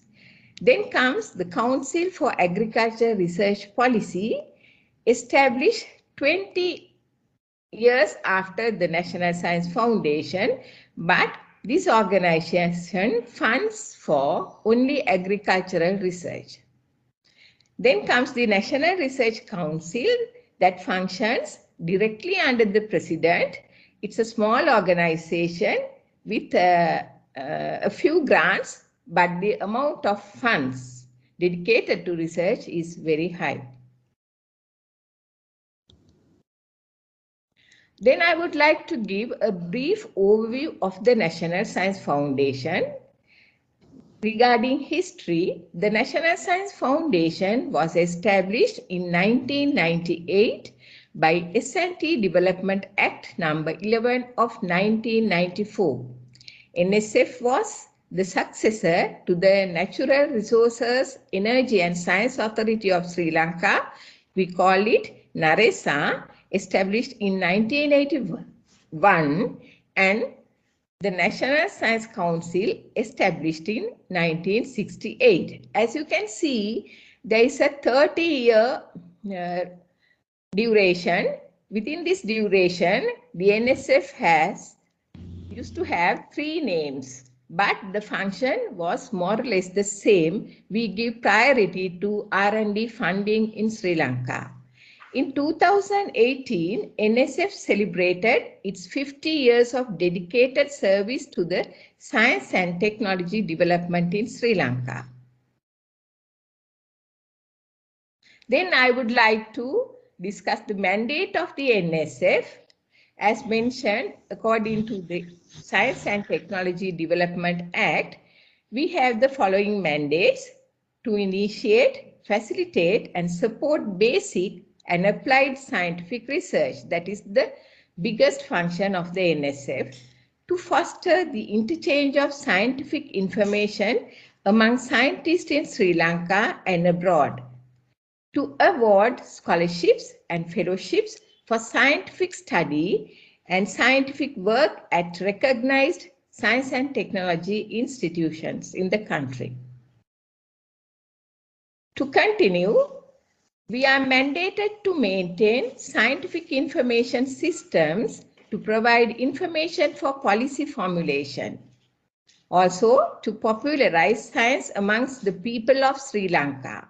Based on these mandates, we have 5 scientific divisions functioning in the NSF, that is research division, the biggest division and the priority, and technology development and innovation division, international affairs division, science and technology policy research division, then science communications and outreach division, where Dr. Dilrukshi is the head of that division.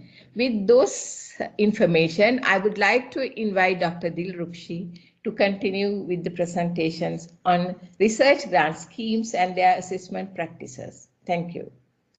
Thank you, Dr. Vikram Singha. Now I will present the research funding schemes available at the NSF and the assessment practices we use to assess the grants schemes. We have three main grant schemes: the competitive research grants, national thematic research program, and then support for technology development. Those three grants are to develop research and development sector in the country, and to support that we have special grant for infrastructure and capacity building in the national research system, such as research fellowship for senior scientists, then postdoctoral research scientist scheme for young PhD holders, then research scholarship for graduates, research equipment grants and spare part grant schemes, overseas training and travel grant schemes for scientists, then support scheme for publications in high impact journals, and then we have another scheme to support organizations that organize conferences, workshops, and scientific events.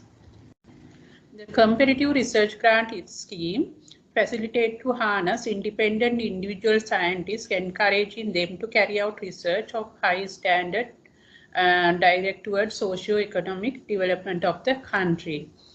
Application procedure, we call application annually or twice a year.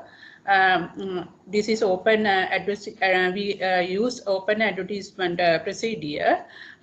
Depending on the funding availability, we call once or twice application for once or twice per year. And then application should be submitted using formats following the specific guidelines given by the NSF. This is multidisciplinary research scheme, grant scheme.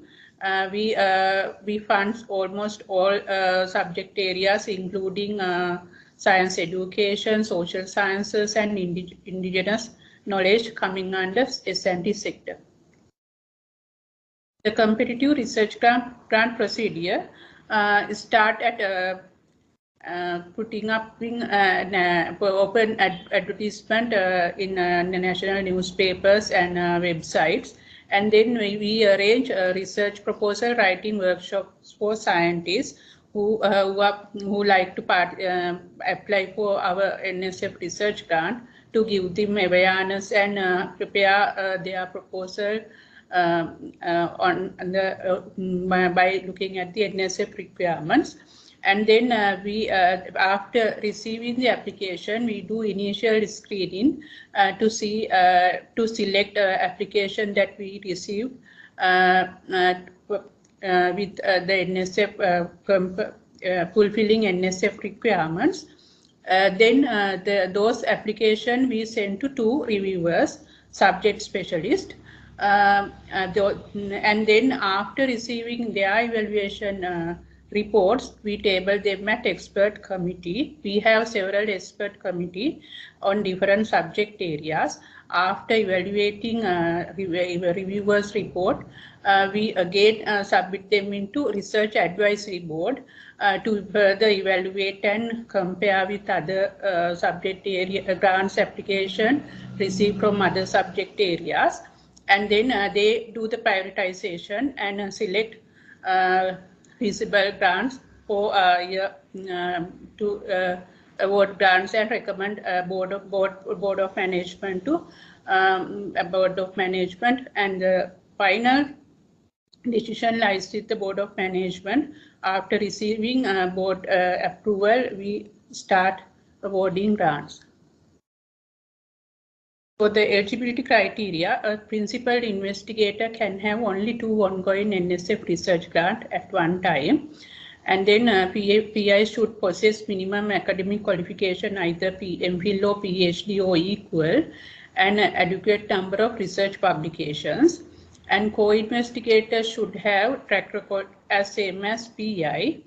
And both PI and COI should have good past record with NSF respect to their previous NSF grants if they have any, whether whether progress and final reports are submitted on time, and we look their grading update in the final reports, and whether the grant terminated before the project period, etc. We looked when we are assessing their grant application. If the grantee is first-time applicant who has not received any research grant from the NSF or other organization, local or international, the total budget limit to rupees 2 million, excluding personal votes. The assessment procedure, I mentioned, it's double blind, and the criteria for assessment, we look the title of the project, whether it correctly focused, relevant to the project proposal given, and then analysis of the problem and rationale for the research question. Then we look for their literature survey, and then originality and innovativeness of the proposed work, and focuses and relevance of the objectives, methodology they are going to employ, and then feasibility of the research team, their expertise, feasibility of the project, then presentation of the Gantt chart, their work plan, and then the ethical acceptance where necessary, then suitability of the budget they is requested, and then research output short term, research outcome long term, and national and socio-economic relevance to the country. We do vigorous progress monitoring of these grants after grants awarded. The half-yearly progress review process apply, and they have to, and every end of the year, they have to present their progress at the expert panel appointed by the NSF in person. And we also do site visit to inspect their progress with the appointed expert panel.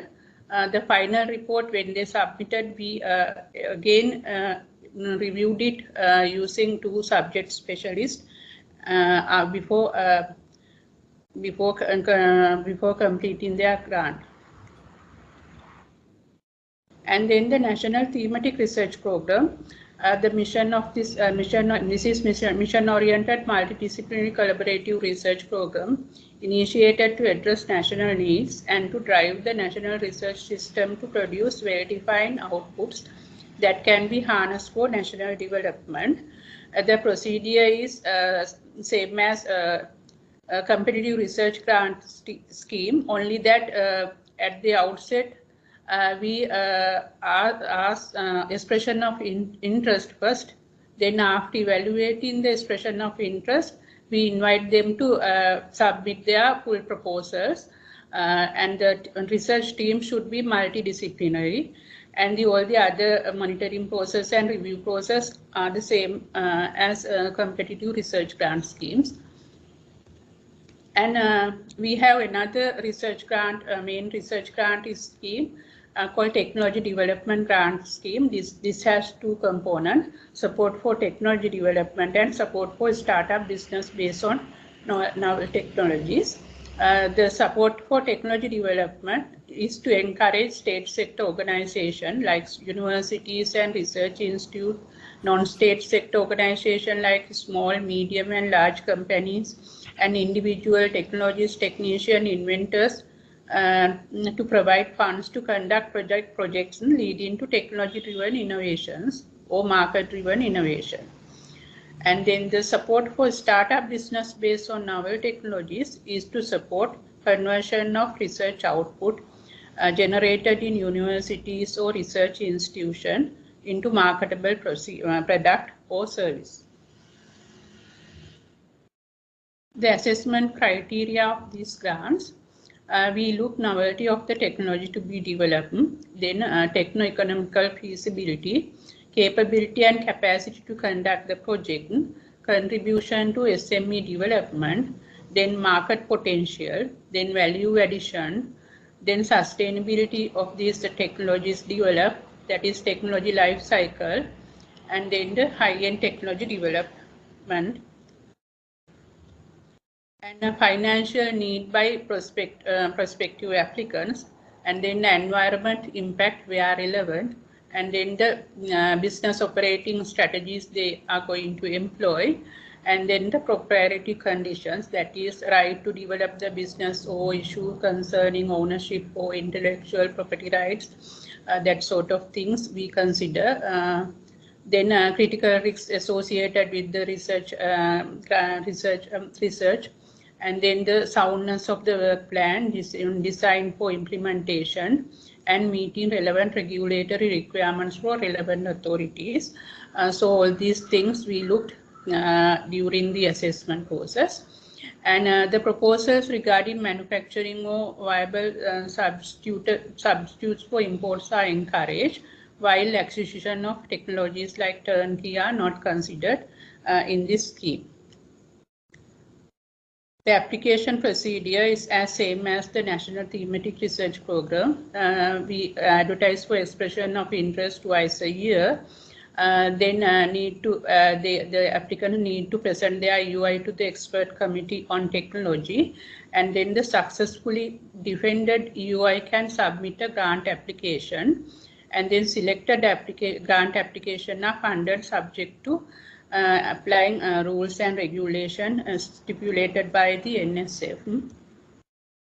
And then the progress monitoring, again, half-yearly progress review for grantees to be present to expert panel. And then we do site visit of inspection by the appointed expert panel once a year.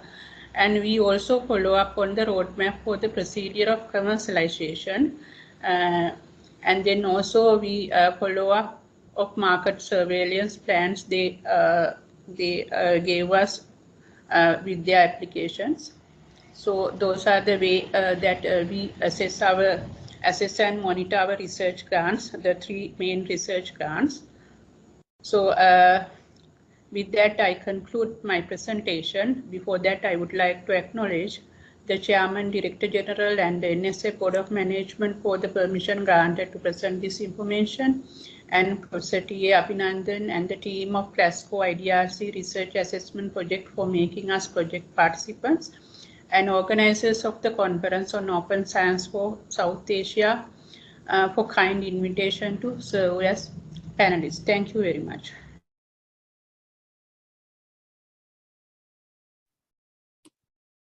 Okay, thank you for playing that video.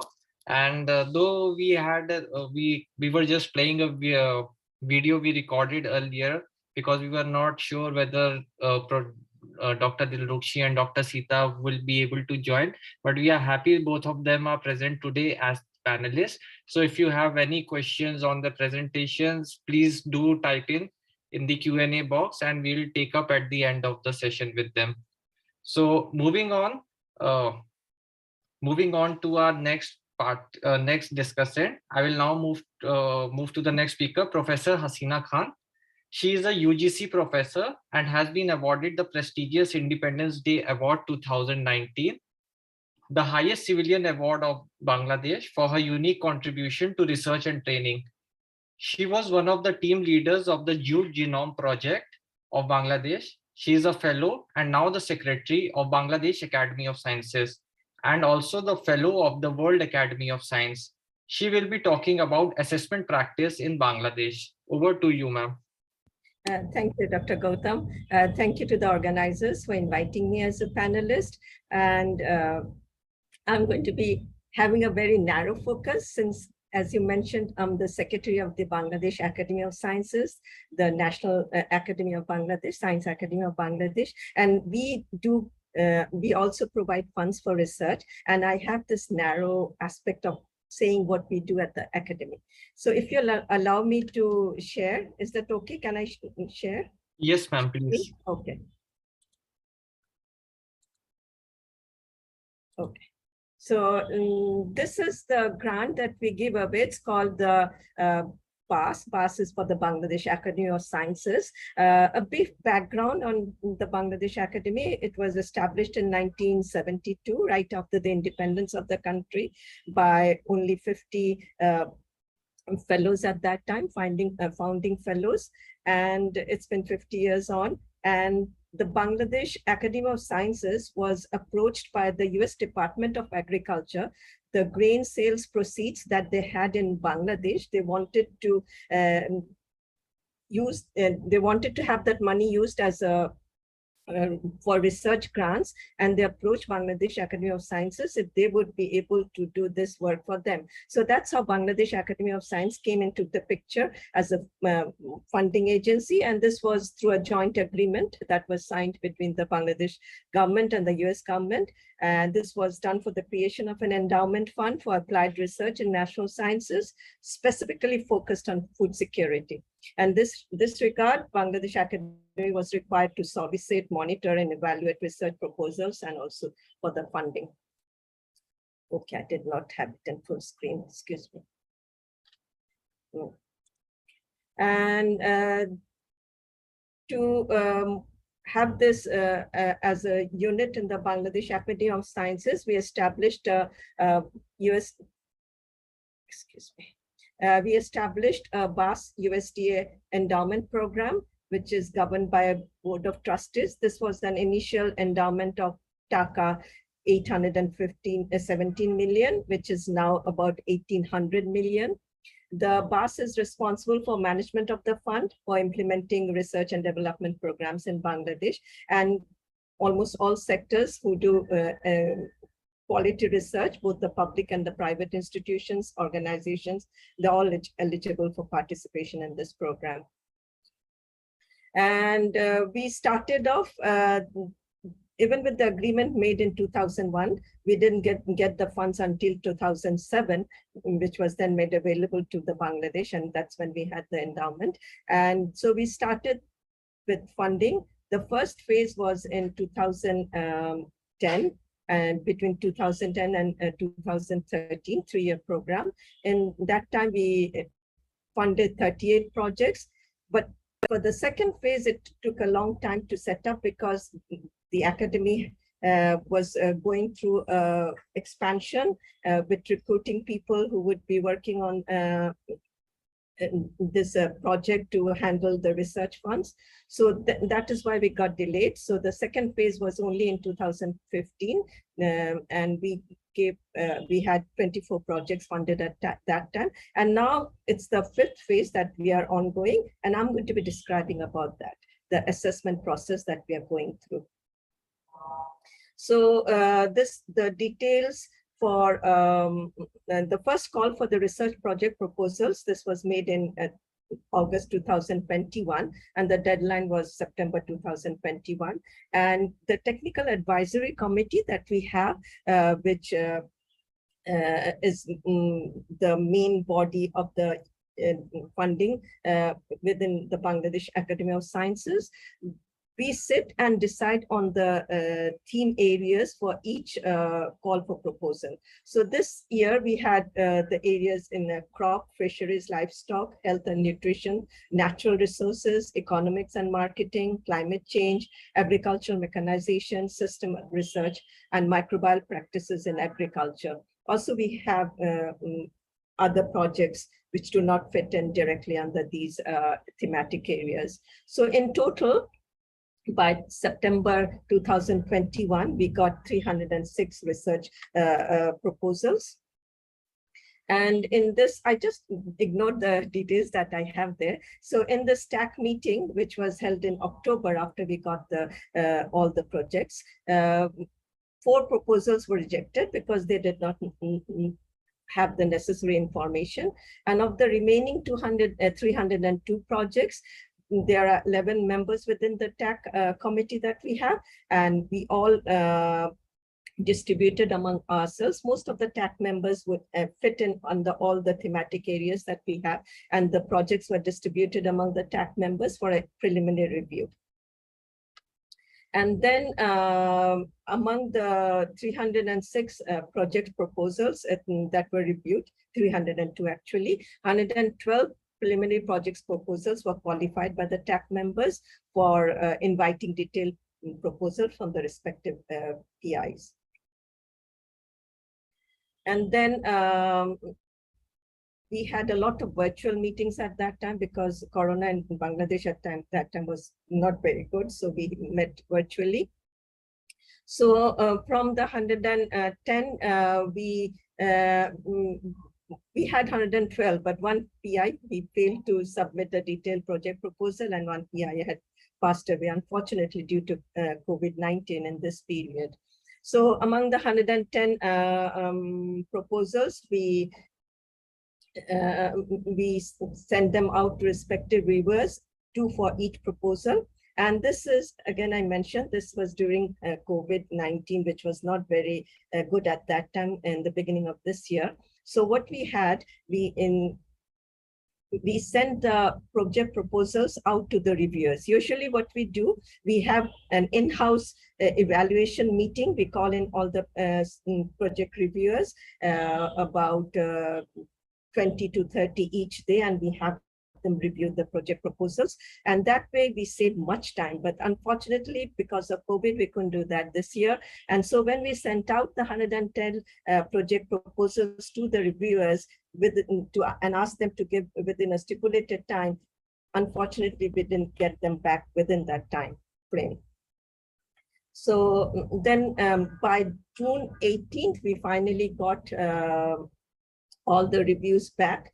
And from there, 56 project proposals were selected for presentation based on the review comments by the reviewers. And then of the 56 proposals, we divided them within 4 days, and in the presence of all the TAC members, and we invite expert members, fellows of PAS, and also of course we have rapporteurs. We had 4-day-long presentations made by the 56 selected PIs. Each day after the presentations, the potential proposals were selected. After the presentations were made, we would have an hour or 2 brainstorming, and we will seek all the information from all the reviewers, all the experts and the TAC members who were present. And based on that, we selected the proposals. During selection, proposals which were linked, which have the link with industry, were given preference, because usually if we have a project, supposing one which had a project on developing a biocontrol agent, we wanted MOU with a partner, an industry, so that when this biocontrol agent is prepared, it could be tested by the company. So this is, we give emphasis to that. So during selections, proposals, as I mentioned, which have a link with the industries, were given a preference. And from there, we selected 32 proposals for final processing, and will soon be having, so mind you, it started in August 2021, and we are now in September 2022. We'll be having a TAC meeting now to rationalize the proposed budget of the 32 projects which have been selected. And finally, they will be recommended based on the agreement with the rationalization that is made by the Bangladesh Academy of Sciences. And we have a very strong, stringent monitoring and evaluation of the ongoing projects that we have. The 4th phase is running. We're initiating the 5th phase. The 4th phase is ongoing. Each project is regularly monitored and evaluated every 6 months. And sometimes special calls, especially for field visits, are made by the designated experts. We usually have lots of field visits to find out how the farmers, in many projects we have that are tested on a farmer's field after an initial phase of the proposal. So we go and find out take the feedback from the farmers.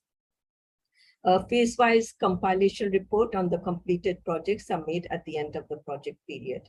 So I guess this is about all of this, as I mentioned, is a very narrow focus of the Bangladesh Academy of Sciences. And we usually give away projects every once in every 18 to 24 months. So that's about it. Thank you so much. Thank you, ma'am, for the giving us a description of the research assessment procedure followed by Bangladesh Academy of Science. As we noted earlier also, it's interesting that Bangladesh Academy of Science provides funding. At least in India, no science academy has research, provides extramural funding to scientists. So in this way, Bangladesh Academy is a bit different and unique, which is I'm not sure about other South Asian science academies.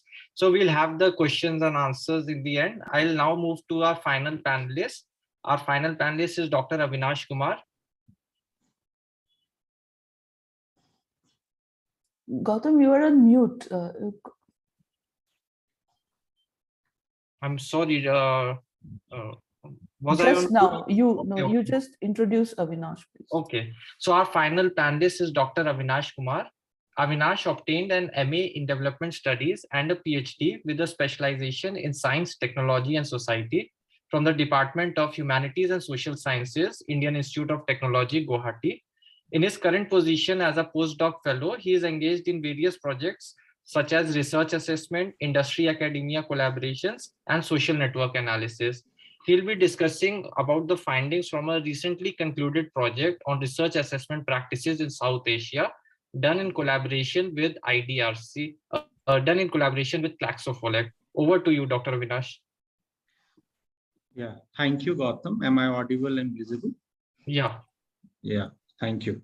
So hello, everyone. I'm Avinash, and I will be presenting results of the fieldwork conducted in the South Asia region as a part of Claxofolek IDRC research assessment project. Yeah, please go on, Avinash. So can you share the Okay, so please move to, second slide.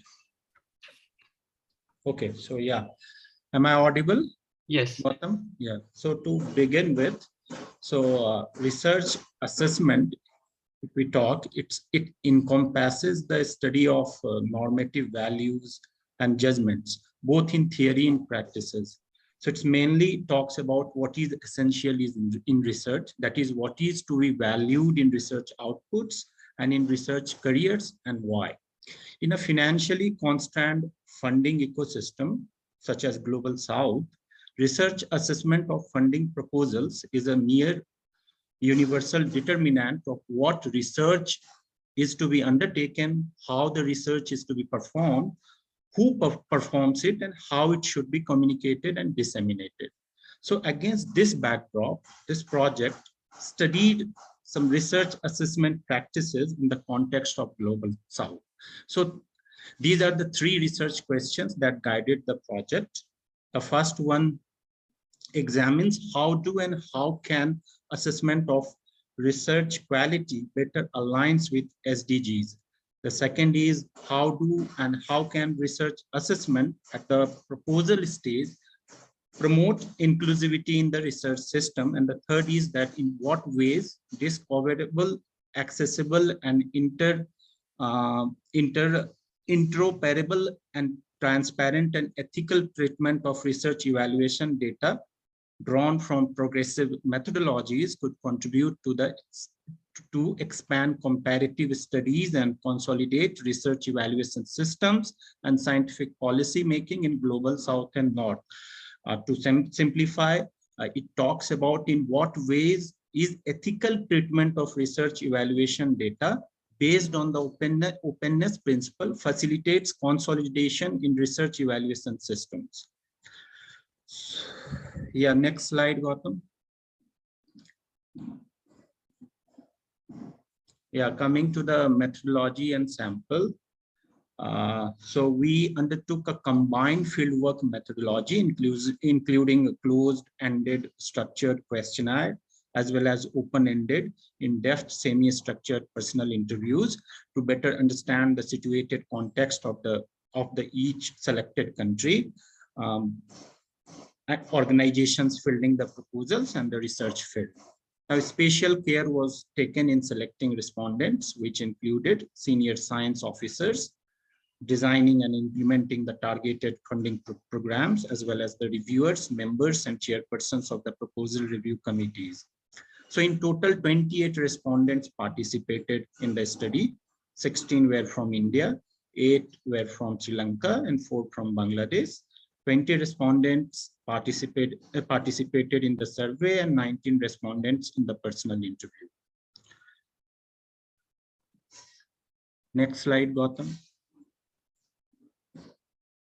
Yeah, so additionally, we also included 6 in-depth case studies, which were developed based on interviews with science officers and academicians to draw lessons on the research assessment processes and practices in South Asian region. So these case studies included initiatives on inclusion, such as Seed Division of Department of Science and Technology, India, and the National Innovation Foundation, that is called NIF in India. And these organizations have conducted decades-long work in the areas of science and society, as well as grassroots innovations. Further, to understand the social science funding aspects, we also included a case study of ICSSR, that stands for Indian Council of Social Science Research. And finally, a specific focus was also laid on targeted programs on agricultural research and development in South Asia, with cases on Bangladesh Academy of Science, Sri Lanka Council of Agriculture Research Policy, and the National Innovation in Climate Resilient Agriculture, India. And next.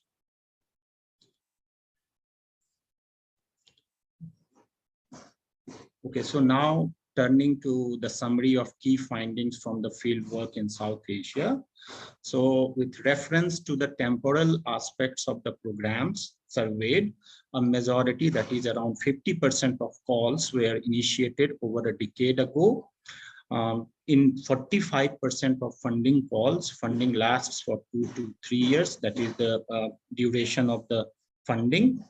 And around 90% of the calls calls were regular in nature, and 72% of those were annual. Now, with regard to financial aspects, academic actors dominates. They can only apply in the majority of the calls which were surveyed. 85% of the calls supports natural sciences, engineering, agricultural, and medical sciences. In contrast, only 40% accepts proposal in social science fields. Next is the cognitive aspect. So around 65% of the calls have a targeted component in their call for the proposals, of which only 35% of calls delimits the problem as defined by SDGs. Yeah, proceeding to the now system of evaluation, that is what methods they employ to assess or evaluate the research proposals. So in the survey, we found that a mix of qualitative and quantitative methods are used in evaluating research proposals. However, in the terms of domination, qualitative methods are more prevalent, we can say, than the quantitative indicators. Yeah, both peer review and panels of expert evaluation processes are followed. This is a two-stage process with peer review proceedings in the panel review. Peer review is typically single blind and utilizes external reviewers, whereas panel review is open and personalized. Feedback is provided to the PI in person. One of the interesting findings was the communicating the result, that the post communication of the results were found to be seldom public and accessible. Results are mainly communicated to only winning applicants or candidates, and also sometimes personalized feedback, typically including an overall judgment of the final decision, is communicated to the some of the applicants. Gautam, next. Yeah, please conclude in next 2 minutes so we can have a I'm concluding, just a second. Okay, so this is the result of survey. So organization employ different methods to evaluate research proposals. They may undertake quantitative or qualitative methods or a combination of both. But the three approaches followed by organizations to assess the targeted research proposals were the assessment of the informational inputs. The second was the assessment of academic merit of the proposal. And the third was to assess the ability of targeted research proposals to meet the program's goals and schemes. Now, under informational inputs, we have multiple items, and under some, I think 7 themes, and we asked the respondent to rate these themes as per their importance.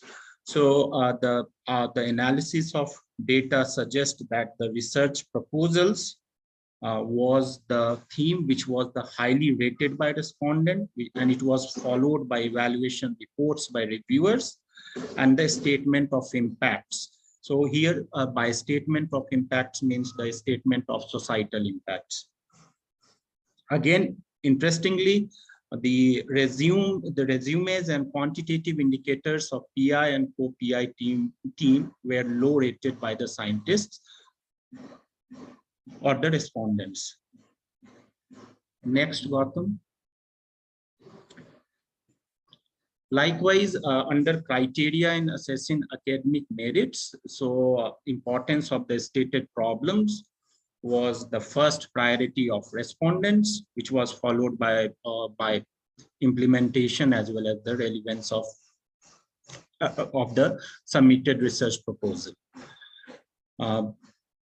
Originality was found to be less important than adequacy in the research design. This was also one of the interesting findings of the study. Now I will quickly jump to the conclusion. Gautam, come to the conclusion slide. Yeah.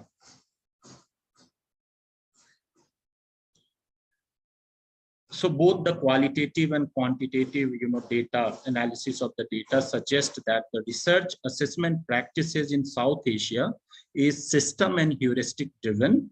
So to understand evaluation process, systems and heuristic should be the point of focus in the South Asian context. Importantly, in South Asia, international statements guiding principles about the responsible use of metrics were found to be less relevant.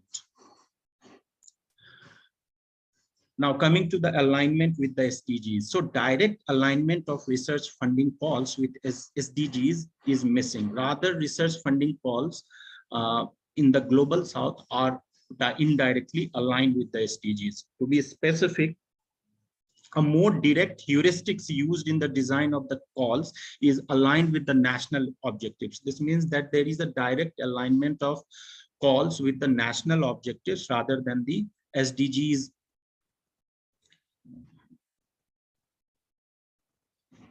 Yeah, finally, several isomorphic written rules and adjustments to address bias and discriminations are in the place. It was found in the most of the calls. For example, in India, there are minimum acceptable merit in the case of Indian Council of Social Science Research.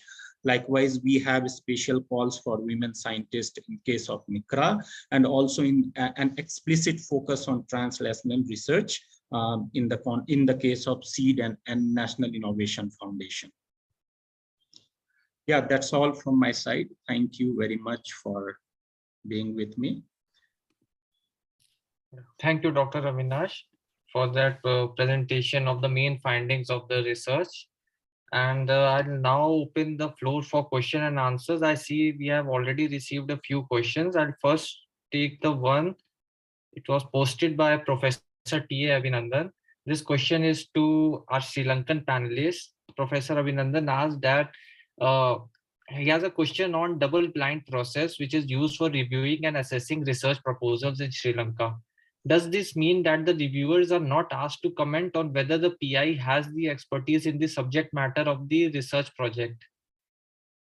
Dr. Dilrukshi, would you like to take that? Yes, the double-blind mean we do not tell reviewer the names of co-affiliations of the applicants. And then we remove from the application if there is information that imply that this application is from this one, then we remove that part also when we give application to reviewers. And then the same, it is same as we also never tell the applicant, these are the one who review your application. We keep those information confidential.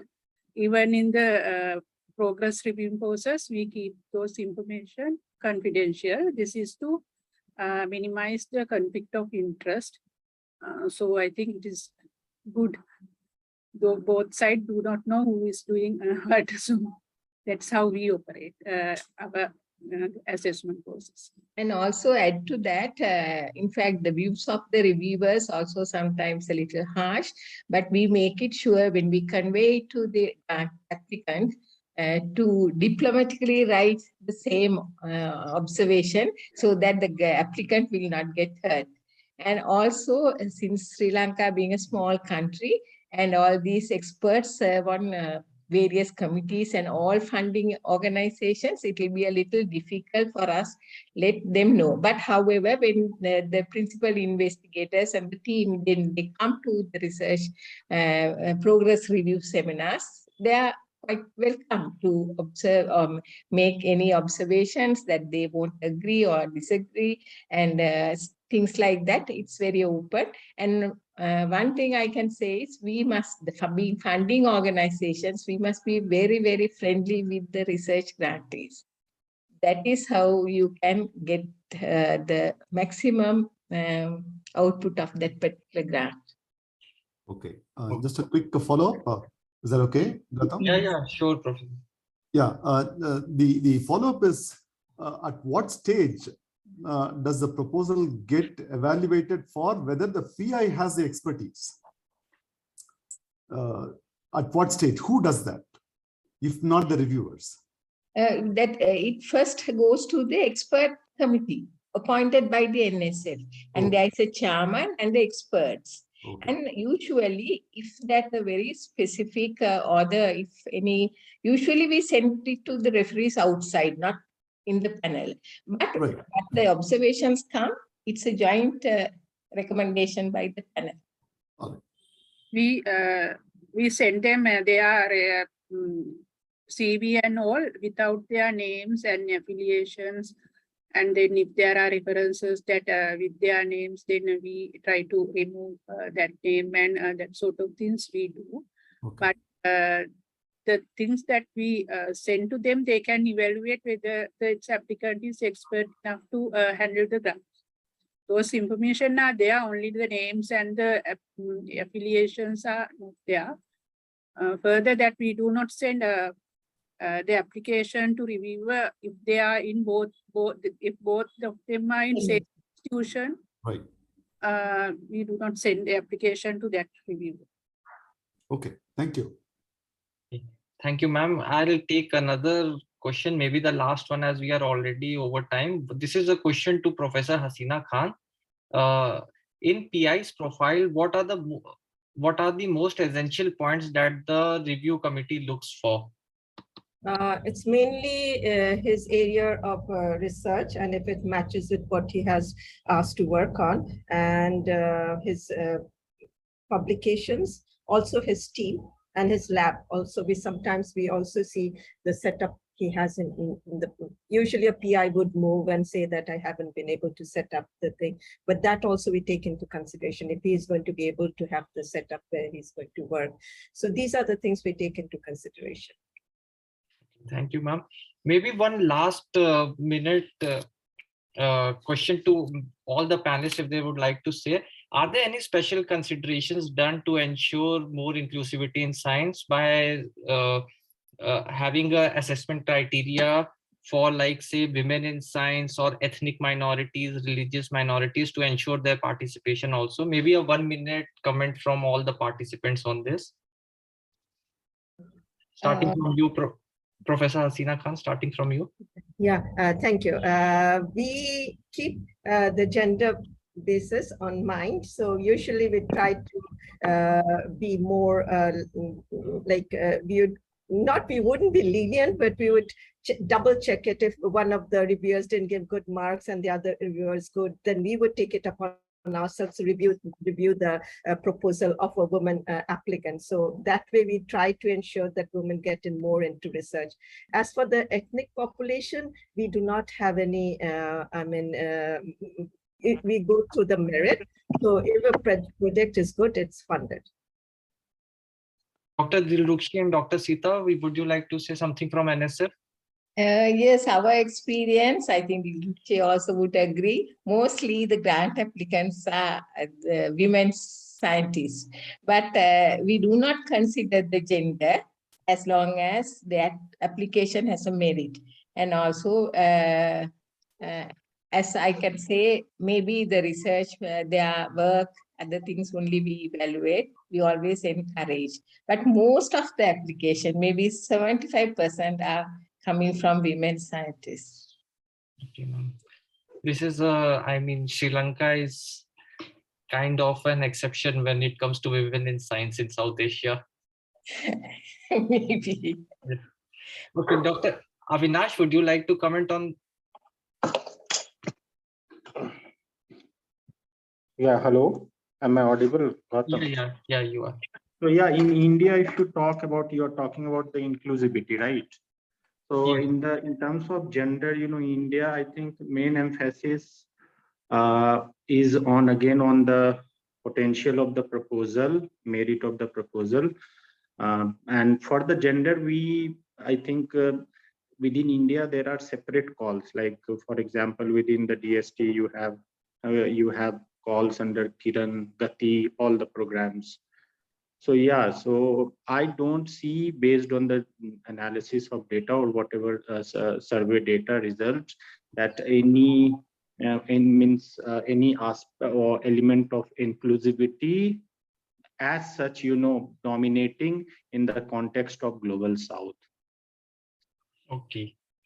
Okay, thank you, Dr. Avinash. Thank you, Dr. Sita and Dr. Dilrukshi from Sri Lanka and Professor Hasina Khan from Bangladesh. We really had a very engaging session, and I hope such more and more deliberations on research assessment practices also happen in our region so that we can devise more inclusive practices and assessment criteria. Thank you all. We are already 5 minutes over time, and so I'll quickly move on to the next session now. This next session is also jointly organized in partnership with IDRC and Claxo. On day one, we had two representatives from Claxo talking about initiatives on open science policies and discourses.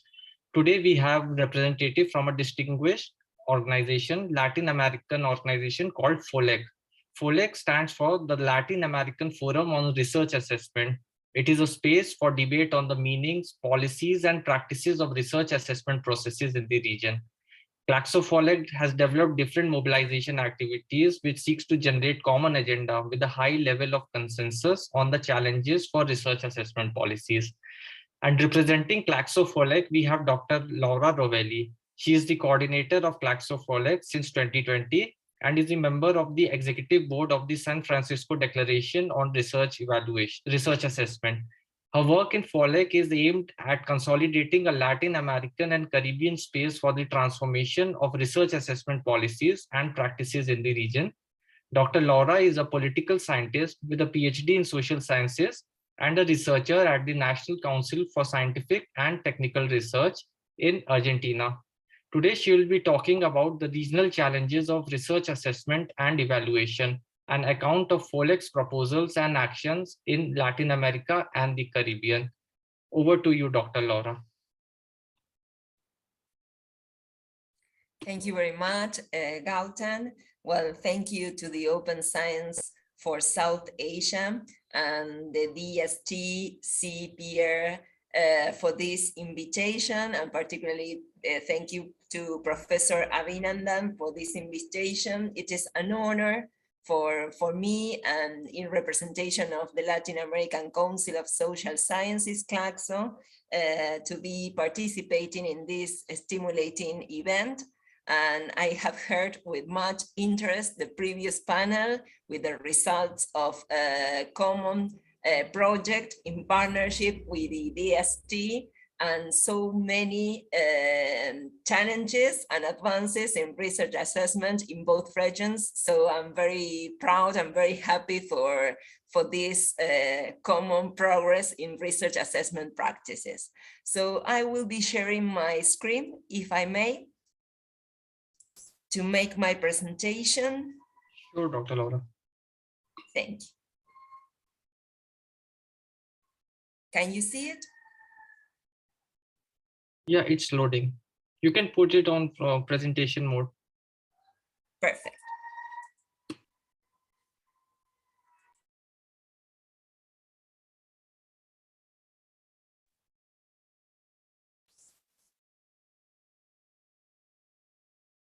Here it is. Okay. As Gautam mentioned, my name is Laura Robelli, and I am the coordinator of the Latin American Forum for Research Assessment from the Latin American Council of Social Sciences, CLACSO, in Latin America and the Caribbean. So my presentation deals with regional challenges of research assessment and evaluation, an account of FOLEC proposals and actions in Latin American and the Caribbean. The translation in Spanish for the Latin American Forum of Research Assessment is FOLEC, so I will, in the presentation, I will refer to FOLEC as our space of research assessment practices. So the objectives of this presentation, as Gautam was mentioning before, is to briefly introduce some international and regional trends and initiatives in responsible research assessment that had been presented in this conference during the 3 days, but just a brief account of those initiatives. Then I will introduce the FOLEC-CLACSO initiatives, and particularly the Declaration of Principles on Research Assessment that was recently approved in the 9th Social Science Conference of CLACSO in the City of Mexico in June 2022. Then I will focus on the potentialities and obstacles in scientific and academic ecosystems in our region, in Latin America and the Caribbean. And afterwards, I will present some results on the common project with the DST on assessing research funding in Latin America. I will concentrate on the results on our region. Then I will follow with some implications of open science for research assessment in the region. And last, I would like to share with you and discuss some lessons learned regarding research assessment in our region, and which are the priorities for the next 3 years of CLACSO regarding research assessment.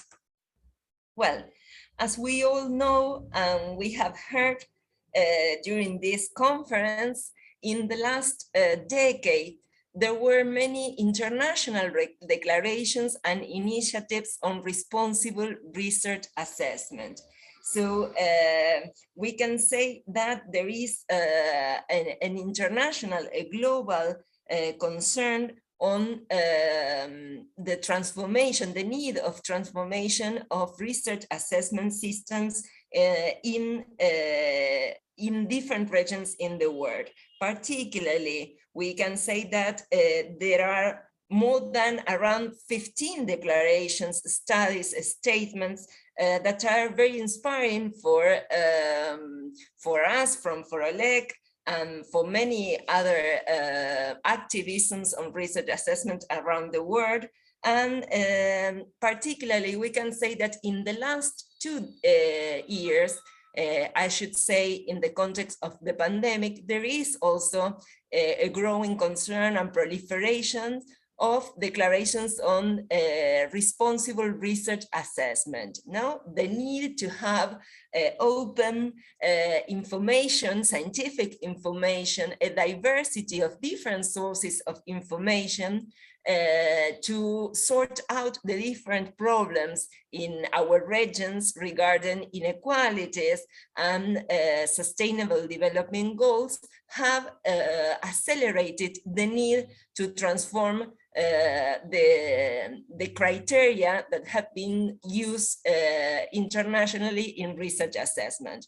I won't have time to focus in each of these initiatives, but you know that in 2013, the San Francisco Declaration on Research Assessment was the first I would say, hint in this movement of responsible research assessment. And the last one, as it was mentioned in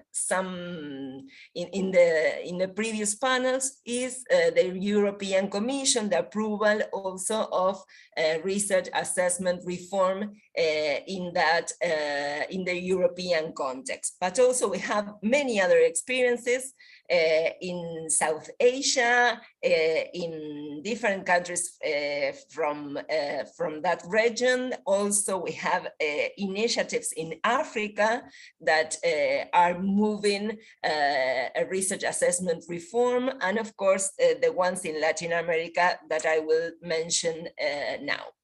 So in the case of our region, since 2015, CLACSO made a first declaration that highlight, if you want, the need to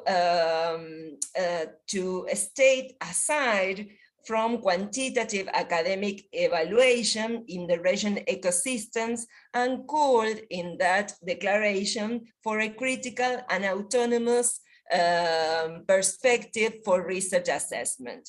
Then in 2018, the declaration on open science, the Panama Declaration of Open Science, also warned about the need to promote models of evaluation and measurement of scientific production that value scientific cooperation, the construction and strengthening of knowledge, networks, and efforts to develop research assessment capacities in citizen science as part of the promotion of the principles of open science. In that declaration, it was mentioned that the adoption of scientific production models that favor open access publication and the construction of open evaluation indicators need to take advantage of the capacities installed in Latin America and the Caribbean. And in 2020, CLACSO from FOLEC developed with a broad consensus of different actors in the region, a declaration of principles on research assessment. That declaration that I will introduce afterwards was discussed during 2 years, editors by representatives of national scientific systems in the region, and was finally approved in the City of Mexico. Another declaration was the one of the Manifiesto on, from the Association of Journal Editors in Latin America, that also aligns with many of the principles of the FOLEC declaration. So I will comment now, before introducing the declaration, on the objectives of FOLEC, and particularly I would say which were the motivations that inspire the creation of FOLEC and the motivations for change. And basically in 2019, the motivations for a change were related to the increasing influence of publishing models outside Latin America, the biggest pressure from funding agencies and national science councils whose research assessment practices were often guided by international mainstream metrics such as the HIV, the journal impact factor. I would say were often guided and are often guided by, at present, by this metric. And there is and there was a general discomfort with these journal-based metrics in research assessment among the researchers in the region. There were and they are regarded in many of our research assessment systems only when publishing in mainstream journals with the so-called prestige industry indicators, making invisible other types of contribution. So this had an impact on the limited autonomy or local autonomy of the research agendas in our region, as they were confined to the agendas of these international circuits of publication. Also, it was discouraged good open access practices, and of course, the interaction between academy, research, and society was also discouraged by these trends. And finally, this had an impact, or has an impact, in underfunding community-owned infrastructure, because the scarce funds that we have in our region for investment in research were redirected or reorientated to APCs. So the strategy from Claxo was one of mobilization. We developed different processes of discussion around research assessment. We tried to design this common and agree agenda for research assessment in the region. Also, we developed from Claxo FOLEG with the collaboration of many important researchers, activists, and representatives from science councils, a series of diagnoses and proposals for the transformation of research assessment in the region, this declaration of principles, and a series of advocacy papers to promote research assessment policies and reform on specific topics, particularly in current information systems, multilingualism, biodiversity, and the promotion of national journals also. And last, as it was proved before, we developed an area within FOLEG, or Claxo developed an area within FOLEG that deals with research on research. Yes, in that framework, we shared this project with the DST on research funding and innovative research assessment practices in the global south. Yes, sharing and comparing experiences and nourishing experiences between South Africa and Latin America. Regarding our declaration of principles, I would like to comment just on some of the main principles. Of course, you have the declaration, and we would love if you could adhere to the declaration in FOLEG site, then I will share the link. But some of the principles of this declaration, the first one had to do with the idea that the objective of research evaluation is, of research assessment, is to guarantee the development of quality and social relevant science, ethical, respectful of human rights, and committed to the construction of just, democratic, and egalitarian societies. We also, as you can see, identify in the region that one of the main objectives is the adaptation of research assessment to the current stage of open science.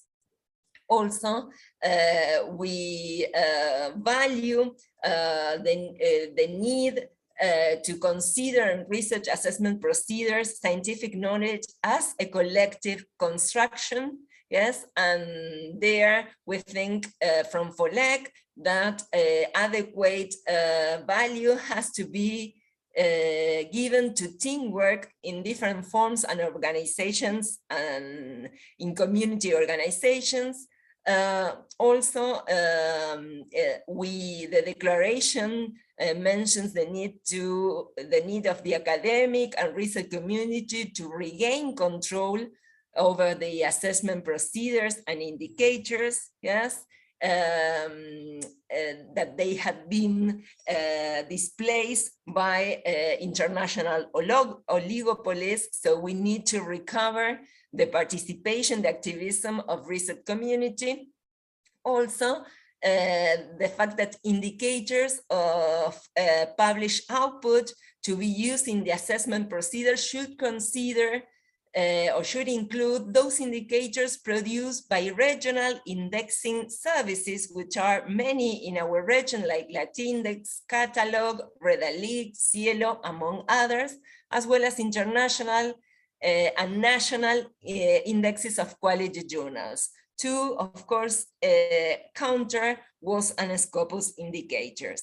Also, the idea that the notion of impact of scientific research should be broadened to include social relevance of knowledge. And of course, to recognize in collaborative and participatory research procedures the contribution of knowledge provided by social actors outside the academic sphere linked to the topics that are being researched. We have many experiences of citizens science in Latin America, but as one of the results of our partnership project with the DST, we have learned a lot of different other ways of participatory science and inclusion of communities from South Asia. Also, the idea that this declaration strengthened the idea that assessment should be evolutionary, self-reflective, transparent, and participatory, encouraging mutual learning and continuous improvement.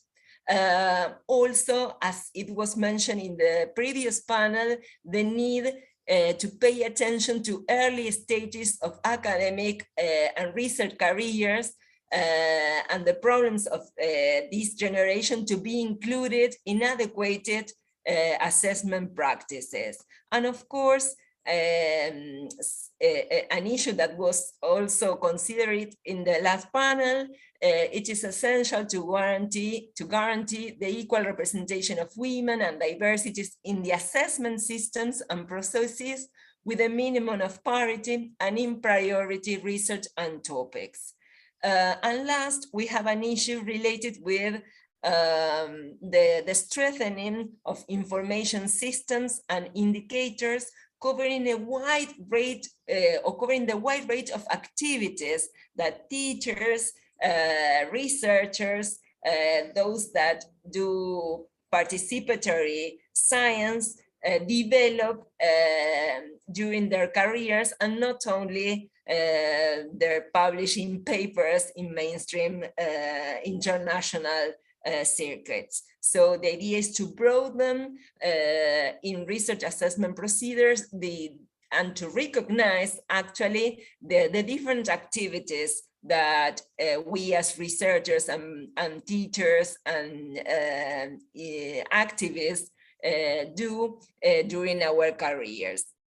And of course, the idea that those indicators extracted from databases limited in geographical, linguistical, and disciplinary scope should not be considered as a value measure to carry out comparison of scientific production between individuals, institutions, and countries. I think that we share this common preoccupation with the fact that multilingualism should be promoted and should be encouraged in research assessment, particularly in our region.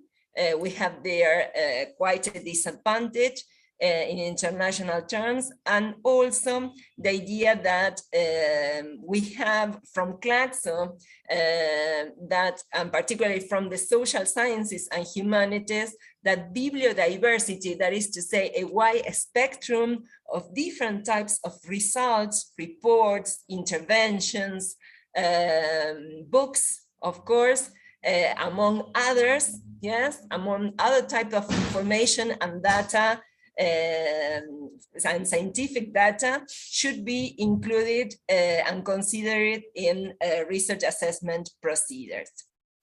So I was mentioning at the beginning of my presentation that I would like to focus also in, well, the case, or situate the case of Latin America and the Caribbean regarding the potentialities and barriers to make this transformation possible.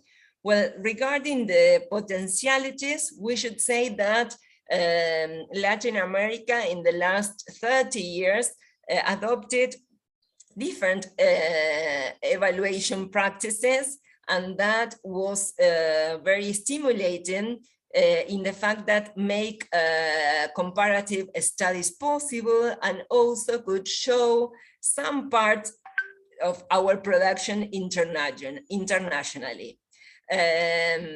So another potentiality, as I mentioned before, is the fact that the region has many databases and complementary resources to expand and make more diverse research assessment procedures.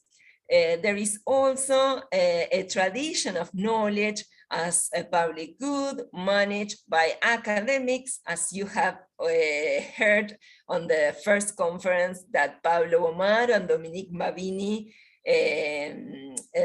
conducted on Monday. So we have particularly, this is like the flag of our region, the fact that knowledge is considered a public good. And I should say that together with this positive aspect, we have the fact that critical social science is a tradition in our region, and social science have made many contributions to critical in studies in knowledge production and circulation in this context. And of course, as I was mentioning, there is a flourishing open science movement related with social movements and in relation with universities, particularly public universities in our region. But of course, we have plenty of barriers. Some of them had to do with the fragmentation, as I was mentioning before, of research assessment systems. For example, more than 10 countries in Latin America and the Caribbean have different research categorization systems, and within each country there are differences between the research assessment practices of universities and the ones that research councils implement. So there is a wide range of different practices and criteria for assessing researchers. And of course, as I was mentioning before, there are these systematic distortions in the evaluation systems. These distortions have to do with this flag of open access and knowledge as a public good, and the practices implemented by research assessment councils that base their procedures more in international and hegemonic indicators that disregard the local production of researchers in our region. So in that sense, as I was mentioning, there is a tradition of regional journals in open access. You don't need to pay to publish nor to read, but they are they have little value in the evaluation systems. They are not very well represented in the scientific information of our evaluation systems. Particularly the problem that we have is that there is a weak information systems in many of our countries that is very fragmented, and the lack of interoperability of the infrastructure of these different databases in our region. So we need to work a lot on that. Yes, that is one of the keys to open a more diverse data and information to nourish different assessment practices and more progressive in our region. So I would like to comment on some of the results of the project that we developed together with the DST-CPR from the Indian Institute of Science. And I will comment on the case studies on research funding assessment in Latin America and the Caribbean.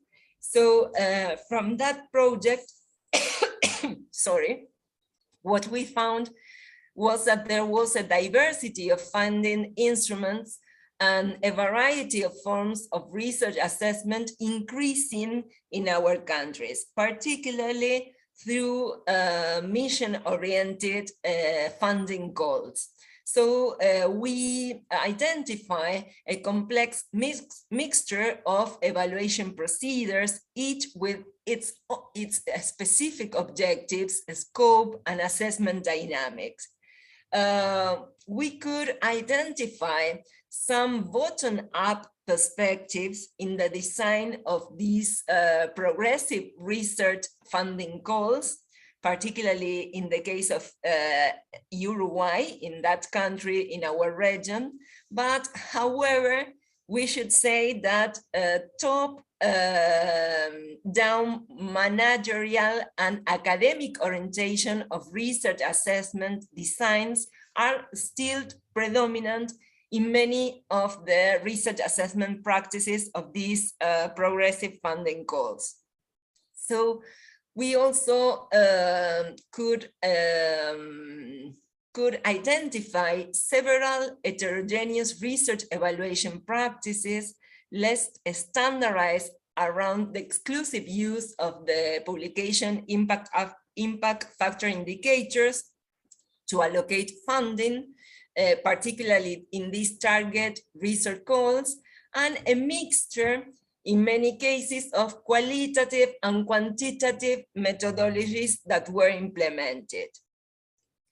Concerning equity and inclusivity in the scientific ecosystem, there we could see a wide variety of gender mechanisms, also some instruments directed to the underrepresented generations in those funding goals, particularly early career researchers, and also some mechanisms in the research assessment design of the goals that try to strengthen the participation of institutions or regions with less scientific capacities. Particularly in the case of gender, there are many designs in research goals that try to establish equity in the participation of women in the research assessment committees, yes, and there are very interesting programs also trying to include gender topics in the research agenda in our region.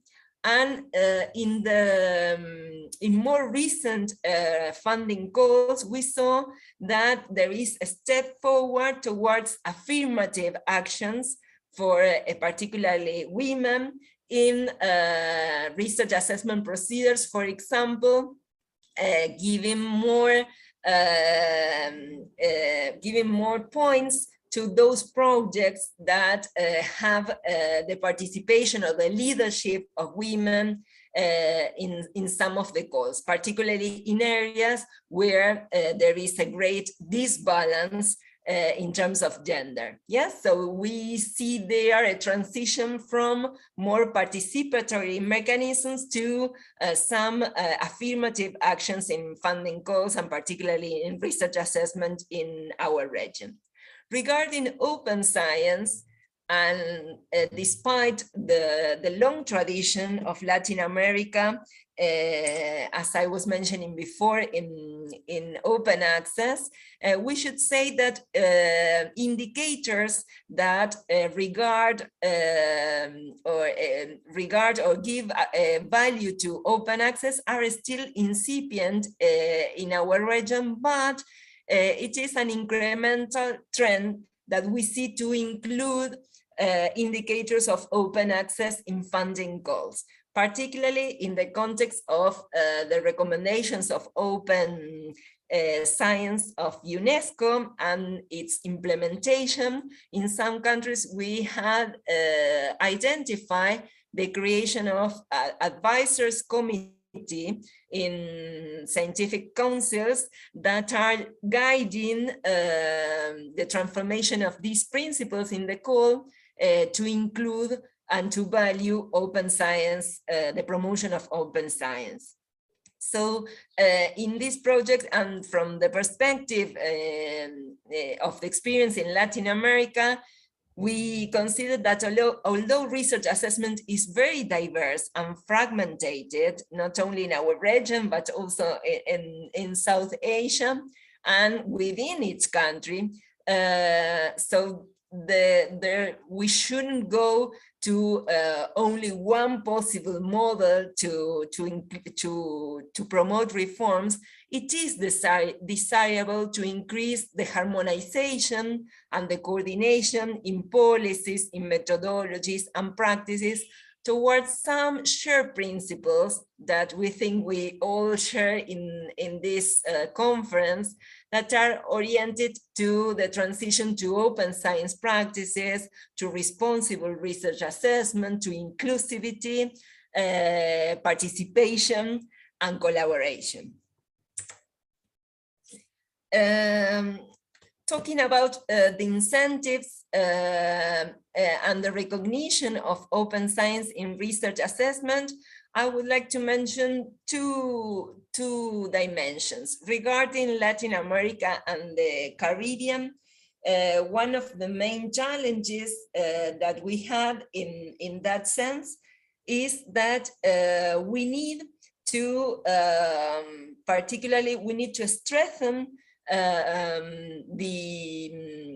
the research evaluation of not only academic journals, and to improve those processes that are ongoing in many of our national journals, but also to include research assessment in national repositories, digital repositories, sorry, to count, I was saying, to count with this information about the research assessment procedure of that information, as well as in books and chapters of books. Yes, that practice is not so extended in our region, and from Claxo and FOLEC, we are promoting in different institutions and countries in our region the idea that books, chapters should have a peer review assessment, and that process should be described in books so that it could be taken by scientific information systems. So these are just some of the challenges regarding the openness of other sources of scientific information and the need to relate them with research assessment. But of course, in terms of policies, or in terms of scientific policies, we need to develop and value open science skills throughout the educational and professional trajectory of students and researchers. We have here an important work to do with universities and with the training of students in open science. Also, of course, as I was saying, reduce the influence of the impact factor journals from the evaluation of careers at universities, also in the scientific institutions. Value open science and the diversity of scientific production in the evaluation of research and teaching staff projects at universities and research organizations, and also encourage research centers and organizations to sign up and support the declarations on research assessment, and also to have a plan, a policy on open science that they could follow, and the community, the scientific and academic community could monitor during the next years. So some of the lessons learned from Latin America regarding research assessment had to do with the fact that we need a multi-scale strategy to promote change. We need from different approaches, profiles, different interventions and alternatives, and also instruments at the level of policies, institutions, and also from practices that are being encouraged in our different countries. So if we consider the assessment, I would summarize the main ideas as a situated and contextualized research assessment that should be promoted, involving self-reflective, transparent procedures, qualitative and quantitative methodologies, and that should involve continuous improvement in the processes and the learnings of research assessment. And these topics that cross all this conference, equity, integrity, diversity, as a criteria of good research, quality research, is the one that should prevail in our policies and in our practices.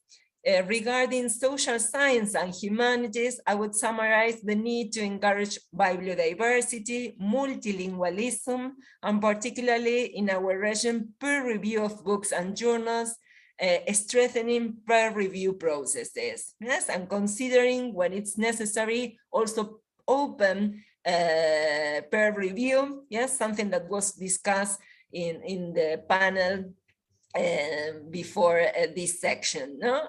And I think that it's very interesting. There are some initiatives in Latin America, in the case of Brazil, with Cielo preprints that are being, that have some tradition and that are being implemented. And we also have different challenges according to the different infrastructures of our region and I would say the assessment culture of the different disciplines to implement preprint, but it's a very interesting and complementary instrument that is also gaining a lot of importance in our region. And as I was mentioning before, infrastructures and databases, we need urgently to promote federated infrastructures, interoperable databases that reflect the production disseminated internationally and nationally, and favoring open science initiatives, avoiding fragmentation, and try to articulate and integrate all this information in more solid scientific systems information.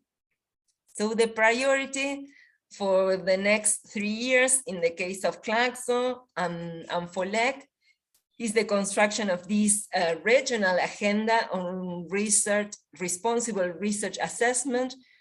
We could say that this agenda has gained a lot of consensus in the last 2 years in our region. So we are very proud and happy that in many instances of dialogue and exchange with the stakeholders, we are having a common dialogue, but there is a big challenge on how to implement, yes, and to have the resources, the capacity, the infrastructures to implement those changes. So among our priorities, we have also the intention to continue with these supranational and regional dialogue processes to gather proposals, monitor processes of change in our region that make these experiences visible, these experiences of transformation visible through different case studies like the ones that we developed in partnership with the DST in the IDRC project. We will continue participating in the international debate. We understand that these instances are of great value, as the research assessment in our region depends on the transformation internationally of the criteria and parameters of research assessment. And we also take a lot of experiences and knowledges from these exchanges. And of course, we are directing many of our efforts to consolidate the exchanges and the collaborations South-South. Yes, we think that we have there a common position, some common problems also, and many innovative ways of sorting them out that should be shared, should be supported by the Global South in this process of change. So the idea is more generally to support a new pact between science and society through the transformation of research assessment systems. How to participate and collaborate with FOLEG? Well, I would like the audience to read the Declaration of Principles of FOLEG, which is in our site. And if you want, we will be very happy if you are there, support this declaration. It could be a support an institutional support or an individual support, but the idea is to disseminate these principles and to share these principles with different regions. We also work from Claxon FOLEG, co-organizing seminars to share and discuss experiences of change in evaluation processes. And also, like the case of partnership with the DST, we work on these projects on research to promote the studies on research assessment reform in different regions. And also we conduct publications of those results in order to disseminate those investigations. We try, Claxo has an active policy of publishing in different languages. Of course, as it is a Latin American institution, the main languages are Spanish and Portuguese, but also Claxo would like to expand other languages to include and to amplify the circulation of different productions on research assessment. So some concluding thoughts from this very stimulating conference and from the different spaces, panels, and spaces of dialogue that were designed during this conference. And from the perspective of research, responsible research assessment, we think that, from Claxon and from many other partners in different regions, that research assessment reform is one of the keys to strengthen open science. Yes, we need to combine reform in the evaluation systems to promote openness, participation, and collaboration. Yes, to change, if you want, it was mentioned in some of the panels in the morning, the idea that we need to promote this cultural change. Yes, and their early career researchers had a very challenging task.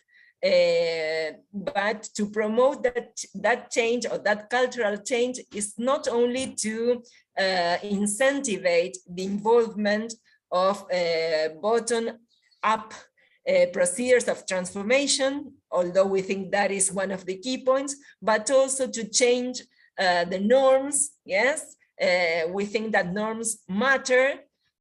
Norms are important to produce change. So there is a combination of these reform procedures from an institutional point of view, and also from promoting more a cultural change from the basis, from new researchers, and also from the bottom-up activisms in open science and in open access.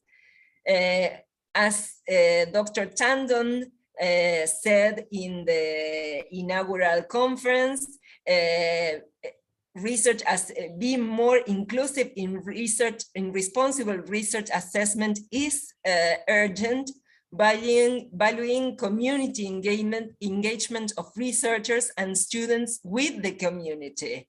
Yes, this collaboration is the key point to transform our systems, but also to respond to the many problems that are our society, in the case of Latin America, very unequal societies are facing after the pandemic, regarding in terms of democratic harassments in our region, social challenges. We need there to include the voice, the experiences of other knowledges and non-academic participants in research assessment procedures. So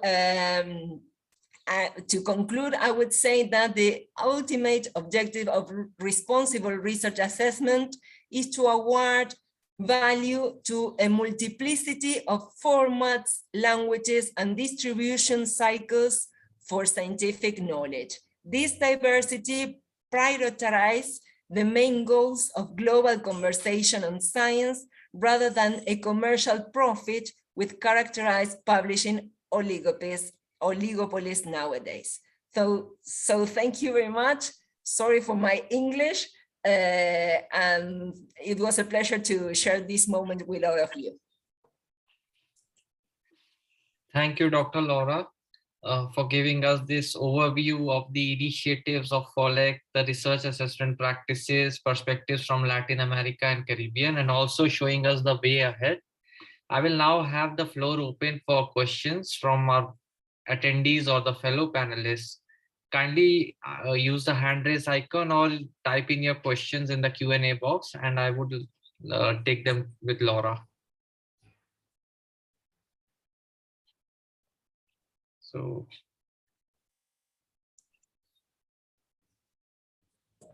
okay, we have one question from Momita. Momita, you may unmute yourself and ask. Thanks a lot, Laura, for such a nice presentation and obviously really summarizing how the research assessment is happening and also what is the way forward. But here I have a question. For example, in Indian ecosystem, we have 28 languages, like official 28 languages. So, so that's why in our case, traditionally also higher education, or at least higher education in the science, in the higher education sector is done in English. And so far it worked very well for us since the language diversity is so much that it's at least we don't see a way out to have the multilingual perspective to bring into. So what will be your comment on this? A very interesting question, Momita. Following the Helsinki Declaration on multilingualism, we believe that it's not against English. Multilingualism is not a movement against English. Of course, we need, and we are talking in English right now, we need some common franca lingua. What we think is that the English publications should not be the value, or should not have a value per se in the evaluation of research production in our region. Yes, particularly in social sciences and humanities, there are many publications in native languages which have a lot of contribution to many of the problems, of the social problems that we face every day. So the idea, also we can see that in some regions there are many linguas franca. In the case of Latin America, we have Spanish, Portuguese, but there are plenty of other indigenous languages that are not shown, are not visible in the academic production. So the idea is to open that possibility and not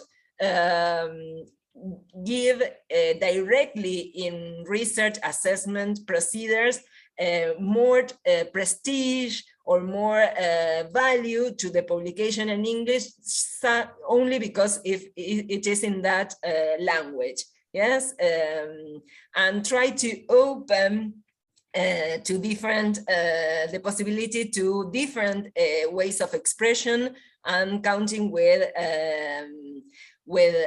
scientific information for our systems. And of course, Maumita, I would say that in this path to multilingualism, of course, our educational systems had a lot to work on that, on the idea not only to learn and to teach common languages, but also to recover indigenous languages, to include them in society and also in the production of academic systems. But here I would really like to make this point very clear also, like in the Indian academic system, when it, as I stressed that it's higher education and STEM, where English is the language, but I would definitely in the social sciences, there are many other languages, the local languages of the states, is the language for let's say even for PhD thesis also it can be the language. And moreover, if it is not the higher education system, in the school system, most of the states have their own, let's say the school education system runs in that state languages. So so the question actually, that's what is that probably obviously there are challenges, there are some issues, but the multilingual culture of the country is reflected. But when it comes to higher education and STEM, it's the English which has become the language that we go on about, or that is what's the standardized language. So, and I don't think that there is any special stress given that it has to be in English, because it's by default, it's in English and STEM by default. So probably in this particular situation, the Latin American and the Indian, maybe this is very, probably is true for other South Asian countries as well, but I don't know, obviously, is somewhere I see a difference.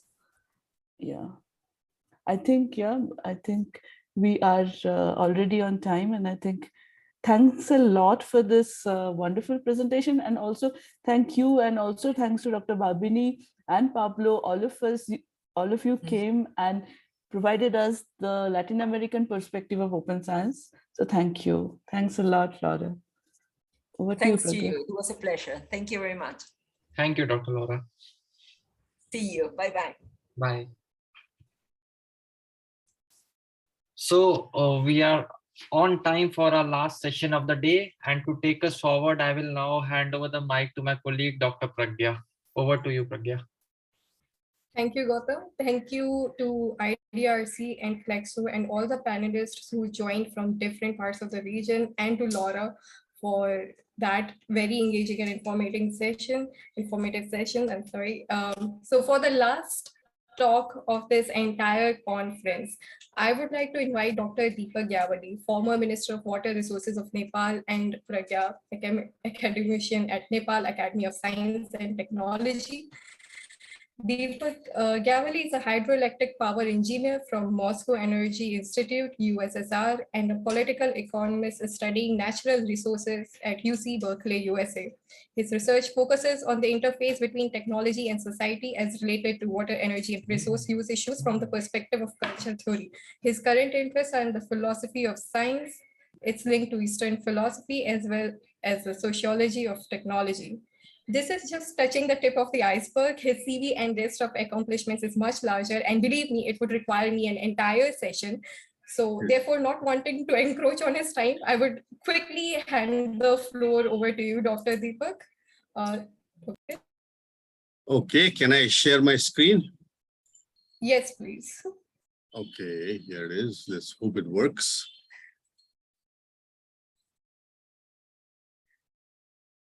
Okay, do you see it? Yes, Dr. Deepak. Do you see the whole thing or just, I'm trying to put it up on. Dr. Deepak, you can put it on the presentation mode now. Yeah, okay. Now, do you see the presentation mode? Yeah. Yes. Okay, so let me start, okay? Thank you for inviting me. As the last speaker, I think I have a very challenging task of keeping you guys awake, but also sort of provoking you to think outside the box. I'll try my best, okay? I come, as these publications of mine show you, I come from this society technology interface research background.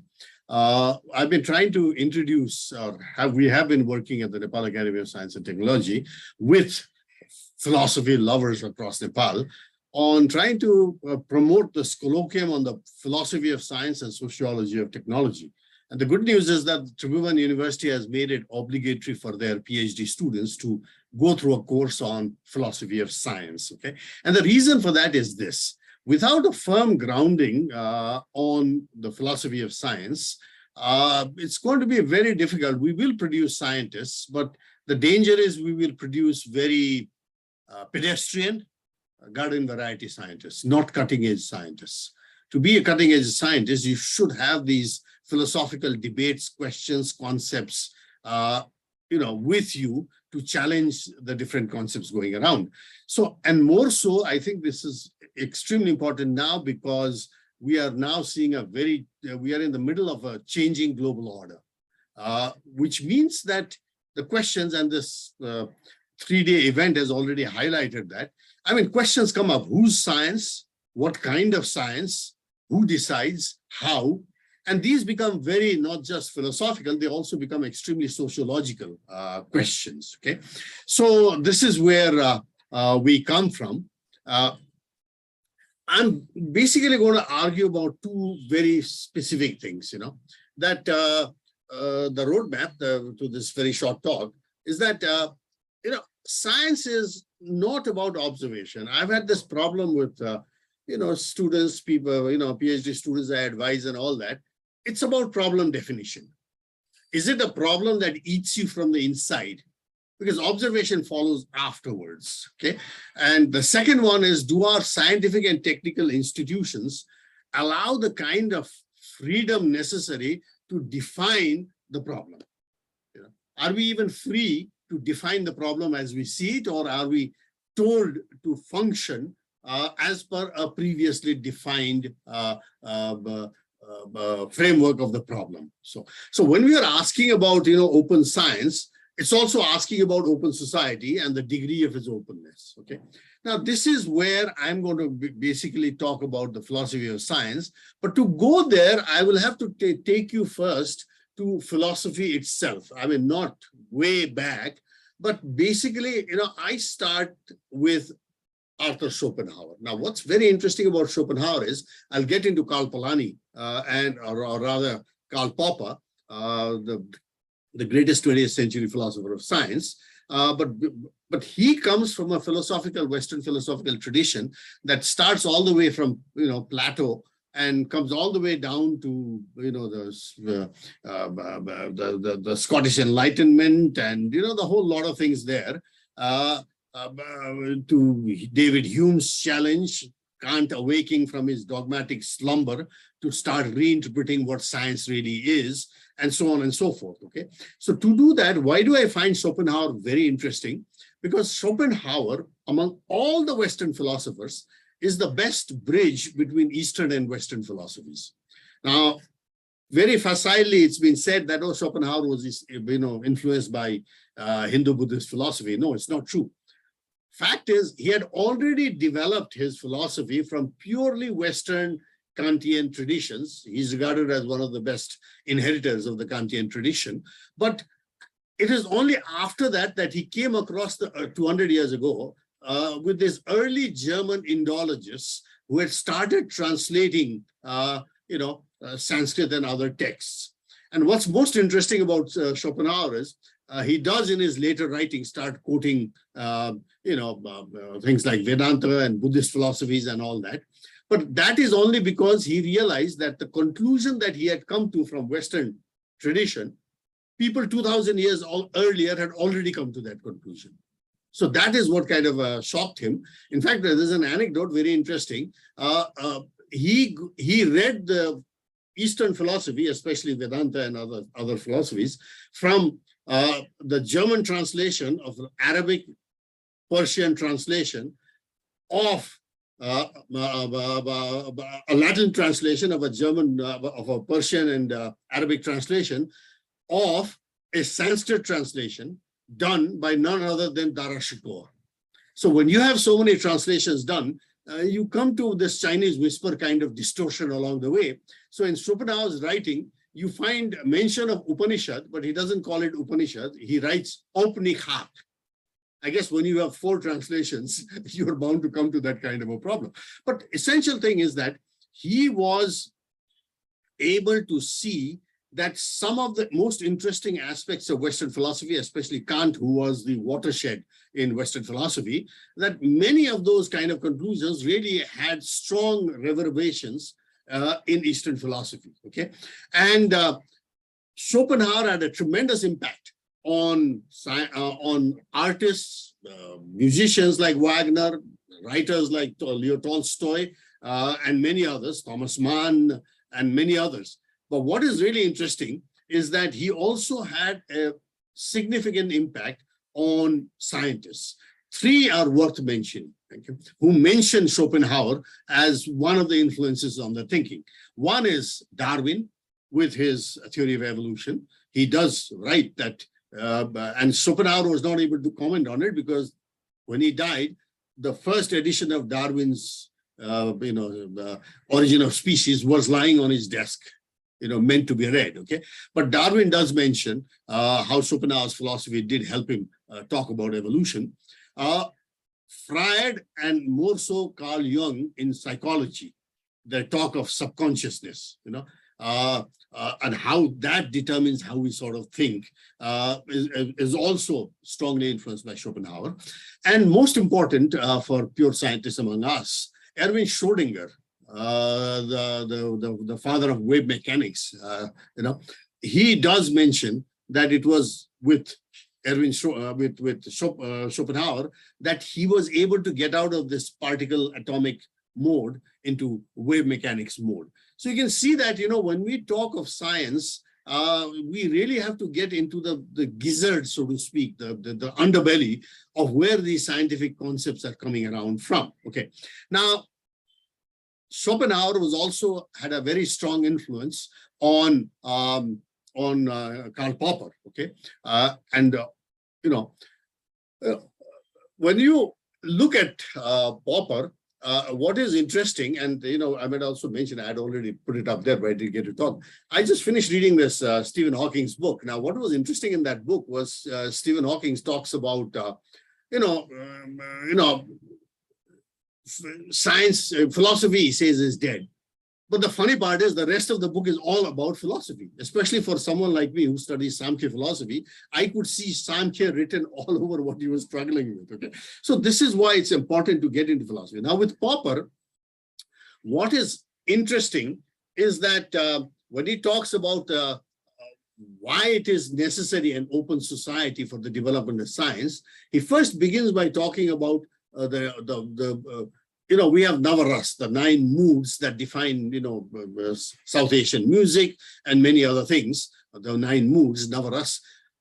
Aristotle also says that, and Popper also says that it is wonder. It's the sense of wonder. Why are things the way they are and not the other way? Why are things there at all and not non-existent? It's the sense of wonder that motivates scientists. Okay. Now, with that comes the fact that you are defining the problem. you see the world, and the world behaves not quite as the way you thought the world should behave. And that's where the problem comes. So this is where defining the problem is more important than looking for data or observation. There's a great story about Popper, who comes to his class one day and tells his student, "Well, take out a piece of paper and sit down." And then he says, "Your task is, for the next 10 minutes, observe and write what you observe." Now the students were sitting in the class saying, well, they were confused, observe what? Okay. So what Popper was driving at is, before you can observe, you should have some idea about what you're trying to observe. Now, this is also what Kant was saying, that you have a mental picture, and it's that mental picture that defines what you are looking for, what you are searching for, so that you found it when you find it. So, but then once you get into this mental picture of yours, you find out that there are lots of problems, and Eastern philosophies have somewhat a better handle on looking at these mental pictures and how we define them, okay? Most important about Popper is the fact that he talks about not scientific verification, but fact that something is not falsified so far. So he says we can never verify and truly say this is a scientific fact, okay? A new observation, you may have a million observations that say one thing, all swans are white, but the discovery of Australia and black swans overturned all that, okay? That you did have black swans, okay? So it's not falsified. Now, what is most important about this is the fact that when you go from trying to verify your theory to arguing that, please falsify my theory, scientists are suddenly liberated, mentally and emotionally. And the best example of this is Sir John Eccles, with whom Popper has written this book, And Sir John Eccles is very interesting, because what Eccles was, he got the Nobel Prize for Medicine. The debate at that time was, are the nerve sort of information that the nerves carry, is it chemical or electrical? And there was a big debate. There were two parties fighting each other and all that, and Eccles belonged to one. And he says, after reading Popper, he realized that he doesn't have to commit suicide for any theory of his. As a good scientist, he should not be trying to verify and prove his theory. He should be asking people to falsify it. Okay. The moment of liberation came to him mentally, he revisited his own theories. He stopped trying to force one or against the other and said, well, let's look at it. Okay, who's right, who's wrong? Let's see how we can, falsify one or the other. So when that happened, suddenly he discovered that it was not just electrical or this, it was both. Some phenomenon were electrical, some were chemical, okay? So this is where, mentally, and that's philosophy. Essentially, that's philosophy, this change in your mental conceptual outlook. This happened with the great astronomer Kepler also, based on whom Newton formulated his famous laws. But Kepler was a Pythagorean kind of a guy who loved harmonies in the universe, and harmonies were perfect and harmonies were circular. Well, planetary movements were not circular, they're elliptical. He was first upset, but then said, if this is the case, then there must be something wrong in the world of harmony. And that's how he actually came to his Kepler's law, which later Newton was able to do it. So my point in bringing these ideas across is that we need to go back, when we do our science, to the philosophy and the concepts behind our science, and to try to challenge them, okay?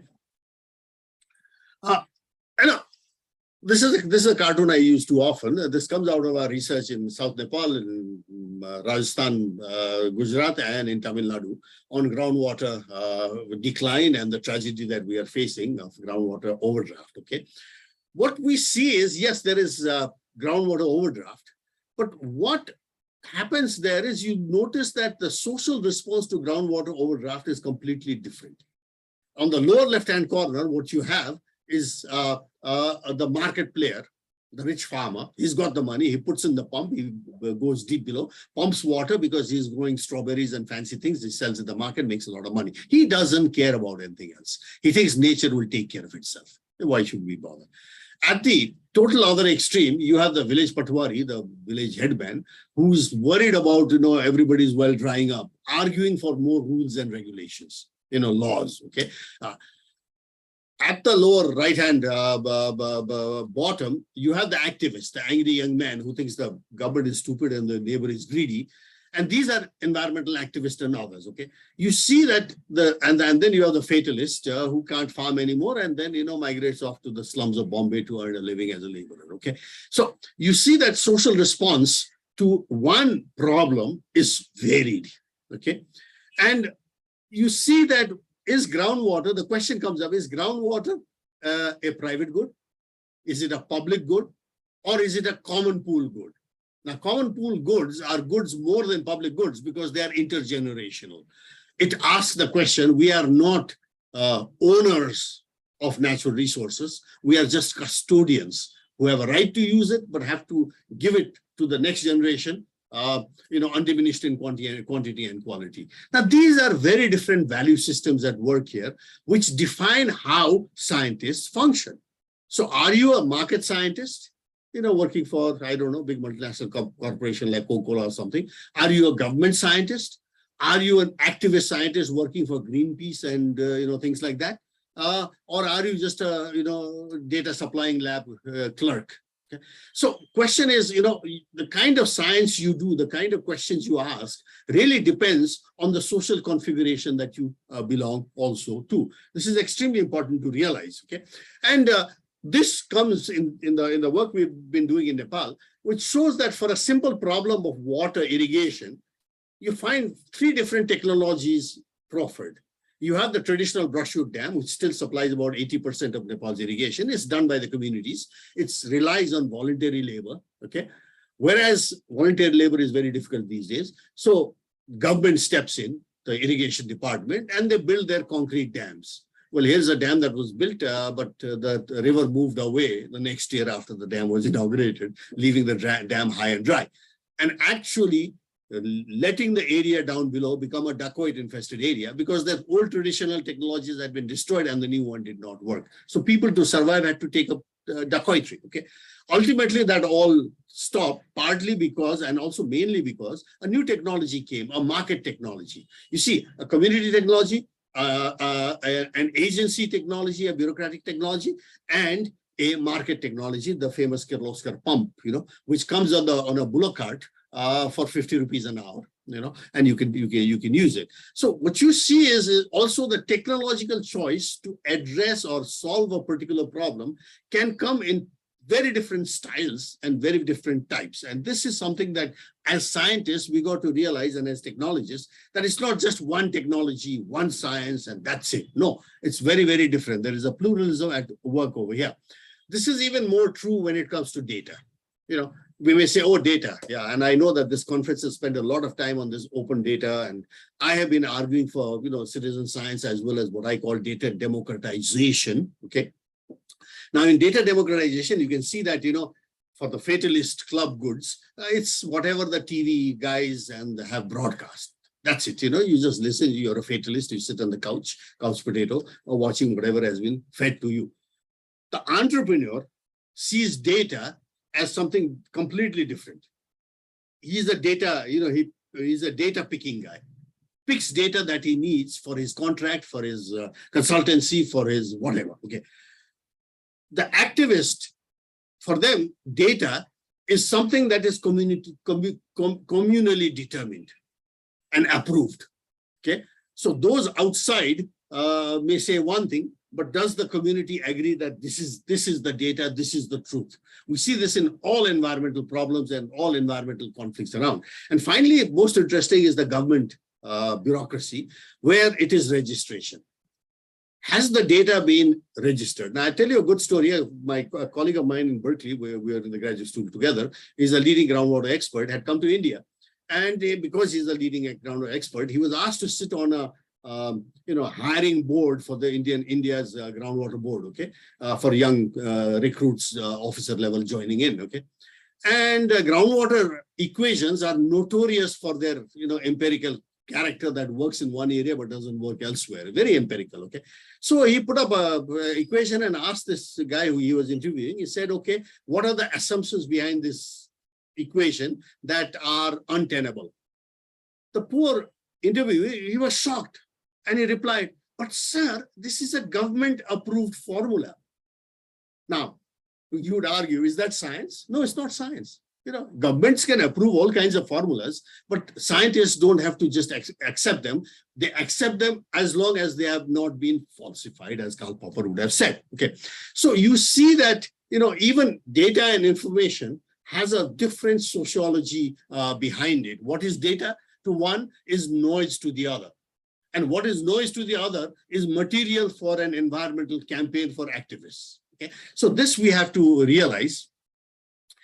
If we just summarize and you know, leave the fatalists aside for a while, the fatalist voters and consumers, you find out that you have these three styles, active styles of organizing, you know, bureaucratic hierarchism, market individualism, and activist egalitarianism. Their technology choice is different. Their attitude to risk is different. Markets are risk takers. You know, activists are risk averse, risk sensitizers, and bureaucracies are risk managers trying to control the risk. Okay, and you see very clearly that each one of them employs very, very different type of power. And taking it from Samkhya philosophy, markets employ rajasic power, persuasive power, whereas hierarchism, agency hierarchism, uses tamasic power, coercive power. You follow the law, you're all right. If you don't, we put you in jail, we shoot you, hang you, God knows what else. And activist egalitarians use moral power, sattvic power. Okay, it's the strategy of critique that they have. So you can see that, you know, where science comes in also differs very, very much from where scientists come from. This, and I'm coming to the end, I think I'm practically at the end. This is about how international treaties are done. You know, there's an assumption that states get together, come to a conclusion, come to a treaty. No, that's not true. Yes, states are needed, as the second right-hand side shows, but there are interweaving, you know, solidarities of environmental activists that cut across national boundaries. There are multinational corporations that cut across national boundaries. There are scientific and professional groups that cut across international boundaries, okay? And there are non-governmental NGOs and others that cut across these boundaries also. There's a need for consensus across all three. And one of the best example is when Ozone Treaty was done, this second one worked, this cross-cutting consensus among different solidarities. And so Ozone Treaty works and has passed and has been successful. Climate Treaty, whether Kyoto or Paris, has not worked because it's been too much nation-centric and not given enough space to these other social styles of organizing that define the climate problem very, very differently from how the governments would define it, okay? So when we talk about open science, we need to accept all this, and this is my last one before I close. You know, this, where we come from on this, on the social sciences, I'm a cultural theorist, and these are some of the publications of cultural theory that you see on the left, some of the classics, okay, which argue that future is indeterminate. Marxism would argue that future is very deterministic. If you know the laws of Marxism, you can predict the future. Well, it's not true. It has been falsified multiple times, okay? Whereas here in cultural theory, we argue that, like Karl Popper, we argue that future is indeterminate. And the only thing sustainable is change itself, okay? The question we are asking is, are our institutional arrangements conducive to plural rationality and clumsy solutions? Now, there's a difference between neat solutions proposed by mostly agencies, that this is the one right, correct solution. The government has said this should be done. You know, in Nepal, on Kathmandu's water supply, there was this big project called Melamchi, took 30 years to build, and 30-kilometer tunnel. What has happened is with a major Uttarakhand type landslide that's been rendered near defunct, massive expense. But activists have been arguing that this is not the only solution. It's a neat solution, but a clumsy solution would be some recycling, some conservation work, you know, some developing new sources and so on and so forth. But this one single solution of one major source transboundary water transfer has turned out to be a major disaster for Nepal, okay? So we have to go for clumsy solutions. We have to go for plural rationality, because each one of these different organizing styles has a different rationality that it works on, a different science and different sets of questions that it talks about. So what we have to ask is, are we liberated democratic falsificationists or rigid authoritarian certificationists? That this has been certified, it's a government approved formula, therefore we should use it and not question it, okay? You can see from the diagram below, from some of the work we have done, ideal would be if all these voices were at the table and not only heard, but also responded to. And that would create that open science, open society. Unfortunately, what we have is a massive distortion where governments are essentially businesses of rent-seeking license raj, where markets are not really free competitive markets, but crony capitalism. And civil societies too are distorted by becoming, party organized, business organized, NGOs and so on, who are doing politics and business by other means and not really the voluntary, moral, upper hand kind of activism, okay? So I close by arguing that we have this tradition in our Eastern system of what is called Purva Paksha and Uttara Paksha. Okay. Now, this is a tradition you go way back, to the BC, before our era, right through Sankaracharya, and the last one that really did Purva Paksha, that is seeing what is the argument that the opposite side is bringing out, okay, and really honestly summarizing that argument, which came up to Guru Nanak. After Guru Nanak, somewhere South Asia lost its tradition of Purva Paksha, of appreciating the arguments of the other side, and then coming up with your Uttara Paksha, your response, your philosophical response to what has been said from the other side. So we kind of lost that, okay? So what for open science we really need to do is to get away from this retreat into isolation and go more for this open questioning, by these three different organizing styles, and come to a more healthy scientific culture. I end with that. Thank you.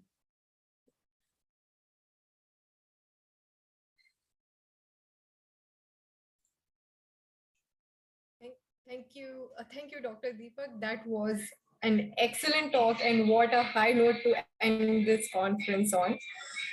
I think if anybody wants to ask question, we have time for just one question. Yeah, I have a question, Pragya. Yes, please, Avinash.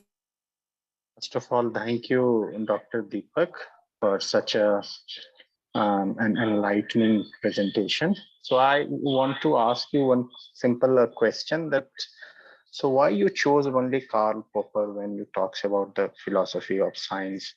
You have parallelly, philosophers like Kuhn, you have Imre Lactus, and most importantly, if you want to connect it with the open science, so I think it was the Merton who said that in its norms of science that we say kudos, that science is a common property of the scientific community and as well as the society at large. So yeah, could you reflect what is why you emphasized on Popper? Okay, thank you. It's a good question. I had only half an hour. I could go on with 3 days of lecture on this. This is what we do with this philosophy, or colloquium on the philosophy of science and sociology of technology.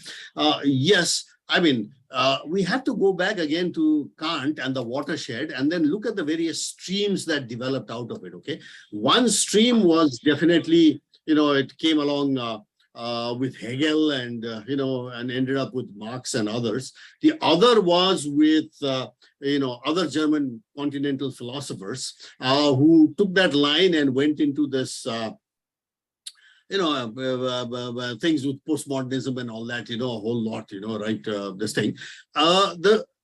What I found more interesting is the Schopenhauer-Popperian line, which seems more in harmony, or shall I say more easier to explain when I approach philosophy of science from a Samkhya philosophy perspective.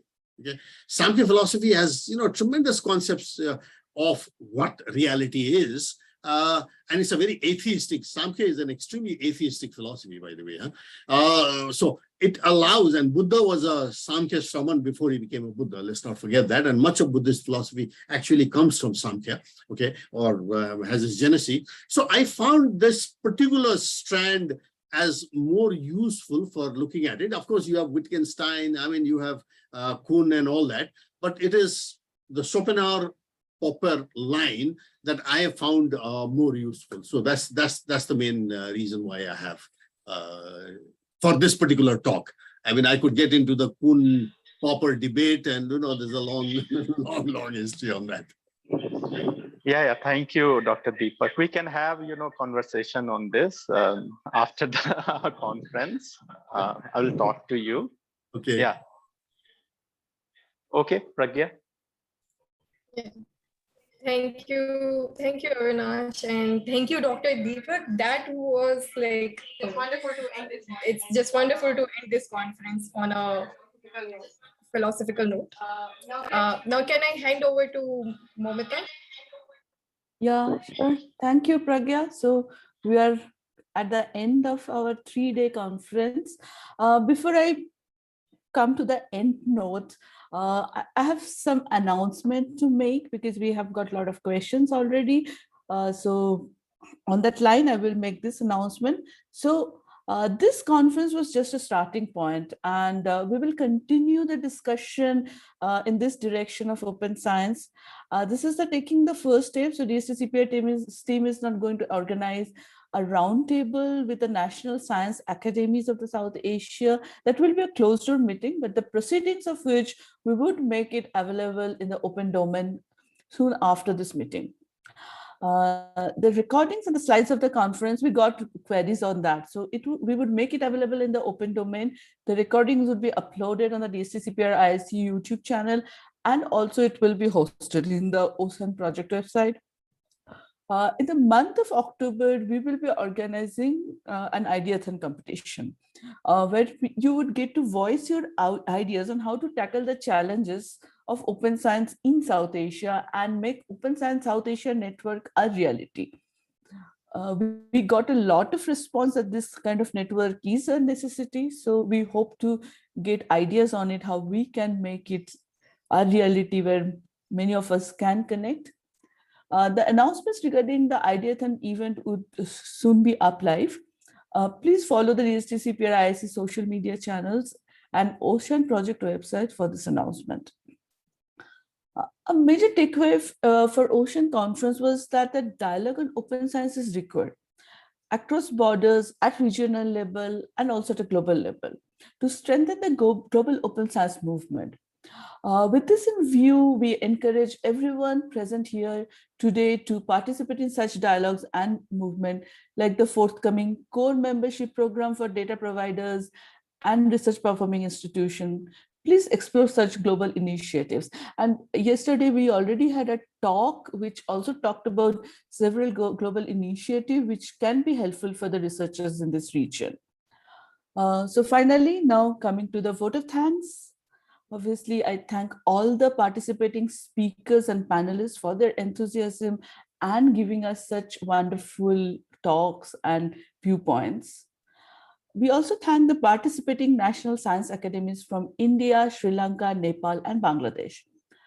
To our international collaborators who have shown enormous supports to our initiative, International Science Council and CLACSO. Our funding agency is Code for Science and Society, and we thank them for providing us this funding. Our event partner, Dr. Lena Robra, Swissnex India, Consulate General of Switzerland. Our workshop partner, Dr. Jan Potter and George Thomas from Frontiers, Mr. Nilanjan Sinha, and the entire Author Cafe team. And our thanks to our DST-CPR extended team, especially to Professor Abhinandanan, also one of the PI of the OSSAN'22 project and coordinator of the DST-CPR IISc. And I would like to extend my thanks, and obviously they're always been part of the whole program, is the co-leads and co-organizer, Dr. Pragya and Dr. Pragya Chobe and Dr. Gautam Sharma, and to the rest of the team, and our one-man army, Mr. Janav Bhartaj, who took care of the entire back end of this conference, and lot of social media posts, knowledge products, and everything. So a special thanks to Janav.